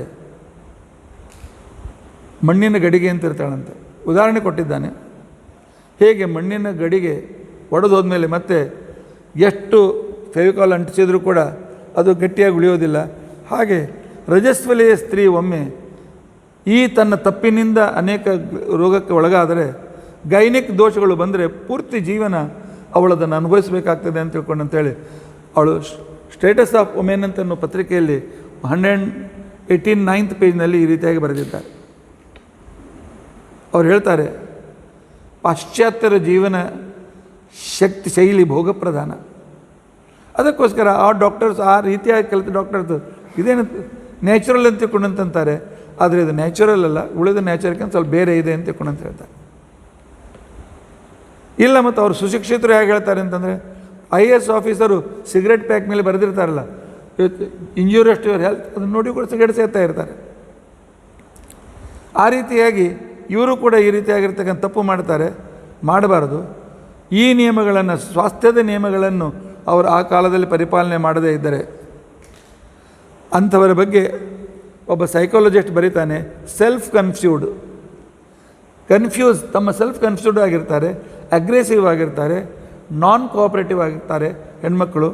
ಈ ರೀತಿಯಾಗಿರ್ತಕ್ಕಂಥ ಅವಸ್ಥೆಯಲ್ಲಿ ಅವರು ಇದ್ದಾರೆ ಅಂತ ತಿಳ್ಕೊಂಡಂದಿದ್ದಾರೆ. ಮಹರ್ಷಿ ಅಧ್ಯಾತ್ಮ ವಿಶ್ವವಿದ್ಯಾಲಯ ಅಂತ ತಿಳ್ಕೊಂಡಂತೇಳಿ ಯೂನಿವರ್ಸಲ್ ಥರ್ಮೋ ಸ್ಕ್ಯಾನರ್ ಅಂತ ತಿಳ್ಕೊಂಡಂತೇಳಿ ಒಂದು ಮಷೀನ್ ಡೆವಲಪ್ ಮಾಡಿದ್ದಾರೆ. ಆ ಡೆವಲಪ್ ಮಾಡಿದ ಅದರ ಮಷೀನ್ ಪ್ರಕಾರ ನೋಡಿದರೆ ಆ ಕಾಲದಲ್ಲಿ ನೆಗೆಟಿವ್ ರೀತಿಯಾಗಿರ್ತಕ್ಕಂಥ ಊರ್ಜೆ ಅವಳ ಶರೀರದಿಂದ ಬರ್ತಾ ಇರ್ತದೆ ಅಂತ ತಿಳ್ಕೊಂಡಂತೇಳಿ ಅವರು ಅದನ್ನು ವಿಚಾರ ಮಾಡಿ ವಿಶೇಷವಾಗಿರ್ತಕ್ಕಂಥ ಮಾತಿನಲ್ಲಿ ಅದನ್ನು ಹೇಳಿದ್ದಾರೆ. ಆದ್ದರಿಂದಾಗಿ ಡಾಕ್ಟರ್ ಮಧುರಾ ಕರ್ವೆ ಅಂತ ತಿಳ್ಕೊಂಡಂತಕ್ಕಂಥವರು ಇದರ ಬಗ್ಗೆ ಭಾಳ ಒಳ್ಳೆಯ ಸಂಶೋಧನೆ ಮಾಡಿ ಬರೆದಿದ್ದಾರೆ. ಇನ್ನು ಹೋದ ವರ್ಷದಲ್ಲಿ ಮಿಸಸ್ ಸಿನು ಜೋಸೆಫ್, ಕ್ರಿಶ್ಚಿಯನ್ರವಳು, ಡಾಕ್ಟರ್, ನರ್ಸ್ ಆಗಿ ನಂತರ ಡಾಕ್ಟರ್ ಆಗಿರ್ತಕ್ಕಂಥವಳು, ಅವಳು ವಕೀಲಿ ಮಾಡ್ತಾಳೆ. ಈಗ ಅವಳು ಶಬರಿಮಲೆ ದೇವಾಲಯದ ವತಿಯಿಂದ ಹೈಕೋರ್ಟ್ನಲ್ಲಿ, ಸುಪ್ರೀಂ ಕೋರ್ಟ್ನಲ್ಲಿ ಅವಳು ಆರ್ಗ್ಯುಮೆಂಟ್ ಇರ್ತಕ್ಕಂಥ ಸಂದರ್ಭದಲ್ಲಿ ಅವಳು ಹೇಳ್ತಾಳೆ, ಇದರ ಬಗ್ಗೆ ನಾನು ಸಂಶೋಧನೆ ಮಾಡಿದ್ದೇನೆ, ರಜಸ್ವಲಿಯರು ಬಂದರೆ ಅದಕ್ಕೋಸ್ಕರ ಶಬರಿಮಲೆಯಲ್ಲಿ ವಯಸ್ಸಿನ ಸೇರಿಯನ್ನು ಬಿಡಬೇಡಿ ಅಂತ ತಿಳ್ಕೊಂಡು ಅಂತೇಳಿ ಹೇಳುವಾಗ ಅವಳು ಹೇಳ್ತಾಳೆ, ನಾನು 3 ಕಡೆಯಲ್ಲಿ ಪ್ರಯೋಗ ಮಾಡಿದೆ. ಯು ಪಿಯಲ್ಲಿ ಒಬ್ಬಳು ಸ್ಕೂಲ್ನಿರ್ತಕ್ಕಂಥ ಹುಡುಗಿ, ಆ ಹುಡುಗಿ ಯಾವಾಗಲೂ ರ್ಯಾಂಕ್ ಬರ್ತಾಯಿಲ್ಲ. ನಾನು ಅವಳಿಗೆ ಕೇಳಿದೆ, ಇದಕ್ಕೆ ಕಾರಣ ಏನು ಅಂತ ತಿಳ್ಕೊಂಡು ಅಂತೇಳಿ. ಅವಳು ಹೇಳಿದ್ಲು, ನಾನು 4 ದಿವಸ ಸ್ಕೂಲ್ಗೆ ಹೋಗೋದಿಲ್ಲ ಅಂತ ತಿಳ್ಕೊಂಡು.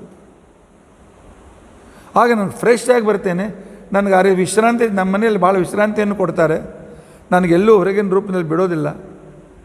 ಆದರೆ ನಾನು ಆಗ ನಂತರ ನನ್ನ ಫ್ರೆಶ್ನೆಸ್ ಇರ್ತದಲ್ಲ, ಆಗ ನಾನು ಓದಿದ್ದು ಭಾಳ ನೆನ್ಕೊಂಡು ನಾನು ರ್ಯಾಂಕ್ ಸ್ಟೂಡೆಂಟ್ ಇದ್ದೇನೆ. ಆದರೆ ಯಾವಾಗ ನಾನು ಎಕ್ಸಾಮ್ ಟೈಮಲ್ಲಿ ಇದ್ದಾಗ ಆ ರೀತಿ ಆದಾಗ ನಾನು ಭಾಳ ಕನ್ಫ್ಯೂಸ್ಡ್ ಆಗ್ತೇನೆ. ಆ 4 ದಿನಗಳಲ್ಲಿ ನನ್ನ ಕನ್ಫ್ಯೂಷನ್ ಭಾಳ ಇರ್ತದೆ ಅಂತ ತಿಳ್ಕೊಂಡು ಅಂತೇಳಿ ಅದನ್ನು ಅಲ್ಲಿರ್ತಕ್ಕಂಥವ್ರು ಮಾಡಿದ್ದಾರೆ. ಅದಷ್ಟು ಆನಂತರ ಕರ್ನಾಟಕದಲ್ಲಿ ಹೊಲದಲ್ಲಿ ಕೆಲಸ ಮಾಡ್ತಕ್ಕಂಥ ಸ್ತ್ರೀಗೆ ಹೋಗಿ ಭೇಟಿ ಆಗ್ತಾಳೆ. ಅವಳು 82-83 ವಯಸ್ಸು, ಇನ್ನೂ ದುಡಿತಾಳಂತೆ. ಕೇಳಿದರೆ ಅವಳು ಹೇಳಿದ್ಲು, ನಾನು ಆ 4 ದಿನಗಳಲ್ಲಿ ಪೂರ್ತಿ ಹೊಲಕ್ಕೆ ಬರ್ತಿರಲಿಲ್ಲ. ಯಾವುದೋ ಒಂದು ಇದರಲ್ಲಿ ನಮ್ಮ ಗುಡಿಸಲು ಮಾಡಿಕೊಡ್ತಾಯಿದ್ರು, ಅಲ್ಲೇ ಇರ್ತಾಯಿದ್ದೆ, ಕೊಟ್ಟು ತಿಂತಾಯಿದ್ದೆ. ಹೀಗಾಗಿ ನನ್ನ ಶರೀರದಲ್ಲಿ ಎಂದಿಗೂ ನನಗೆ ವಿಕೃತಿನೇ ಬಂದಿಲ್ಲ, ನನಗೆ ಯಾವುದೇ ರೀತಿಯ ದೋಷ ಬಂದಿಲ್ಲ ಅಂತ ತಿಳ್ಕೊಂಡಂತ ಅವಳು ಹೇಳ್ತಾಳೆ. ಅವಳನ್ನು ಪರೀಕ್ಷೆ ಮಾಡಿ ಅದನ್ನು ಹೇಳ್ತಾಳೆ. ತಮಿಳ್ನಾಡಿನಲ್ಲಿ ಕಾಲೇಜಿನಲ್ಲಿರ್ತಕ್ಕಂಥ ಒಬ್ಬ ಪ್ರೊಫೆಸರ್,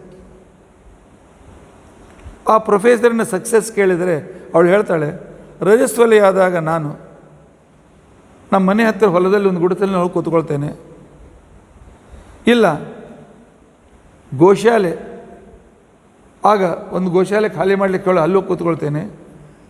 ಇದರಿಂದಾಗಿ ನನ್ನ ಶಾರೀರಿಕವಾದಂಥ ಯಾವ ದೋಷವೂ ನನಗೆ ಬರೋದಿಲ್ಲ. ನಾನು ರೀತಿಯಾಗಿರ್ತಕ್ಕಂಥದ್ದು ಅವರನ್ನು ಮೆಡಿಕಲ್ ಪರೀಕ್ಷೆ ಮಾಡಿ ಡಾಕ್ಟರ್ ಶಿನು ಜೋಸೆಫ್ ಅಂತಕೊಂಡಿರ್ತಕ್ಕಂಥವಳು ಸುಮಾರು 36 ಪೇಜಿನ ಒಂದು ಆರ್ಗ್ಯುಮೆಂಟ್ ಮಾಡಿದ್ದಾಳೆ ಸುಪ್ರೀಂ ಕೋರ್ಟ್ನಲ್ಲಿ. ಅದಕ್ಕೋಸ್ಕರ ರಜಸ್ವಲಿಯರನ್ನು ಮಂದಿರದಲ್ಲಿ ಬಿಡಬೇಡಿ ಅಂತ ತಿಳ್ಕೊಂಡು ಅಂತೇಳಿ. ಮುಂದೆ ಅಲ್ಲಿ ಬೇರೆ ಕಾರಣದಿಂದ ಪರ್ಮಿಷನ್ ಕೊಟ್ಟರ ಮಾತು ಬೇರೆ. ಇಂಥ ಅನೇಕ ಪ್ರಯೋಗಗಳಿವೆ. ಇಷ್ಟೆಲ್ಲ ಜನರ ಮಾತನ್ನು ಮೀರಿ ನಮ್ಮ ಮನಸ್ಸಿಗೆ ಬಂದಾಗೆ ಮಾಡ್ತೇವೆ ಅಂತ ತಿಳ್ಕೊಂಡಂತಕ್ಕಂಥವರಿಗೆ ಬೇಡ ಅಂದ್ರೂ ಬೆಂಕಿ ಮುಡ್ತೀನಿ ಅಂದರೆ ಕೈ ಸುಟ್ಕೊಳ್ಬೇಕಾಗ್ತದೆ ಅಷ್ಟೇ. ಆದ್ದರಿಂದಾಗಿ ನಮ್ಮ ಮಕ್ಕಳಿಗೆ ಈ ಪ್ರಯೋಜನ ಕೇಳಿಸಿ ತಿಳಿಸಿ ಹೇಳಿ, ಅವರಿಗೆ ವಿಶ್ರಾಂತಿಯನ್ನು ಕೊಡಿ. ಆ ದಿನಗಳಲ್ಲಿ ಬೇಕಾದ ರಜೆ ತೆಗೆದುಕೊಳ್ಳಿ.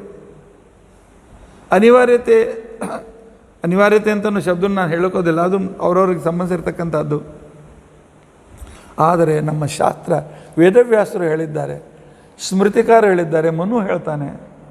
ಇವರೆಲ್ಲರೂ ದಡ್ರಲ್ಲ, ಇವರೆಲ್ಲರೂ ಅಪರೋಕ್ಷ ಜ್ಞಾನಿಗಳು, ತ್ರಿಕಾಲ ಜ್ಞಾನಿಗಳು. ಅವ್ರು ಹೇಳ್ತಾರೆ 3 ದಿನ ವಿಶ್ರಾಂತಿ ತೆಗೆದುಕೊಳ್ಳಿ, ನಿಮ್ಮಿಂದ ಇನ್ನೊಬ್ಬರಿಗೆ ಪೀಡೆ ಕೊಡಬೇಡಿ ಅಂತ ತಿಳ್ಕೊಂಡಂತೇಳಿ, ನಿಮ್ಮಿಂದ ಸಮಾಜ ರೋಗಯುಕ್ತವಾಗಬಾರ್ದು ಅಂತ ತಿಳ್ಕೊಂಡಂತೇಳಿ. ಅದನ್ನು ಕೇಳುವುದು ನಮ್ಮ ಧರ್ಮವಲ್ಲೇನು?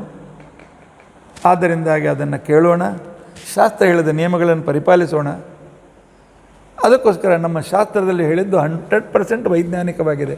ಪ್ರತಿಯೊಂದು ಸಂದರ್ಭದಲ್ಲಿಯೂ ಸುಮಾರು 20 ವರ್ಷಗಳಿಂದ ನಾನು ಈ ನಮ್ಮ ಶಾಸ್ತ್ರದಲ್ಲಿ ಹೇಳ್ತಕ್ಕಂಥ ಸಂಧ್ಯಾವಂದನೆ ಆಗಲಿ, ಮಡಿ ಮೇಲಿಗೆ ಆಗಲಿ, ಮತ್ತಿನ್ನಾಗಲಿ, ಇವುಗಳ ಮೇಲೆ ವೈಜ್ಞಾನಿಕವಾದಂಥ ವಿಷಯಗಳನ್ನು ಸಂಗ್ರಹ ಮಾಡ್ತಾ ನಾನು ಡಾಕ್ಟರ್ ಅಲ್ಲ, ನಾನು ಸೈಂಟಿಸ್ಟ್ ಅಲ್ಲ, ಆದರೆ ವಿಷಯಗಳನ್ನು ಸಂಗ್ರಹ ಮಾಡಿದ್ದಾಗ ಅದ್ಭುತವಾಗಿರ್ತಕ್ಕಂಥ ನಮ್ಮ ಶಾಸ್ತ್ರ ಎಷ್ಟು ಸೈಂಟಿಫಿಕ್ ಆಗಿದೆ ಅಂತ ತಿಳ್ಕೊಂಡಂತ ಅನ್ನೋದು ಅದು ಗೊತ್ತಾಗ್ತದೆ. ಸೈನ್ಸ್, ವಿಶೇಷ ಜ್ಞಾನ, ಅಪರೋಕ್ಷ ಜ್ಞಾನಗೆ ಹೇಳಿದ್ದು ಸೈನ್ಸ್. ಈಗಿನ ವಿಜ್ಞಾನ ಕೂಡ ಸೈನ್ಸ್, ಆದರೆ ಇನ್ನೂ ಸಂಶೋಧನಾತ್ಮಕವಾದದ್ದು, ಸಂಶೋಧನೆ ಸ್ಥಿತಿಯಲ್ಲಿರ್ತಕ್ಕಂಥದ್ದು.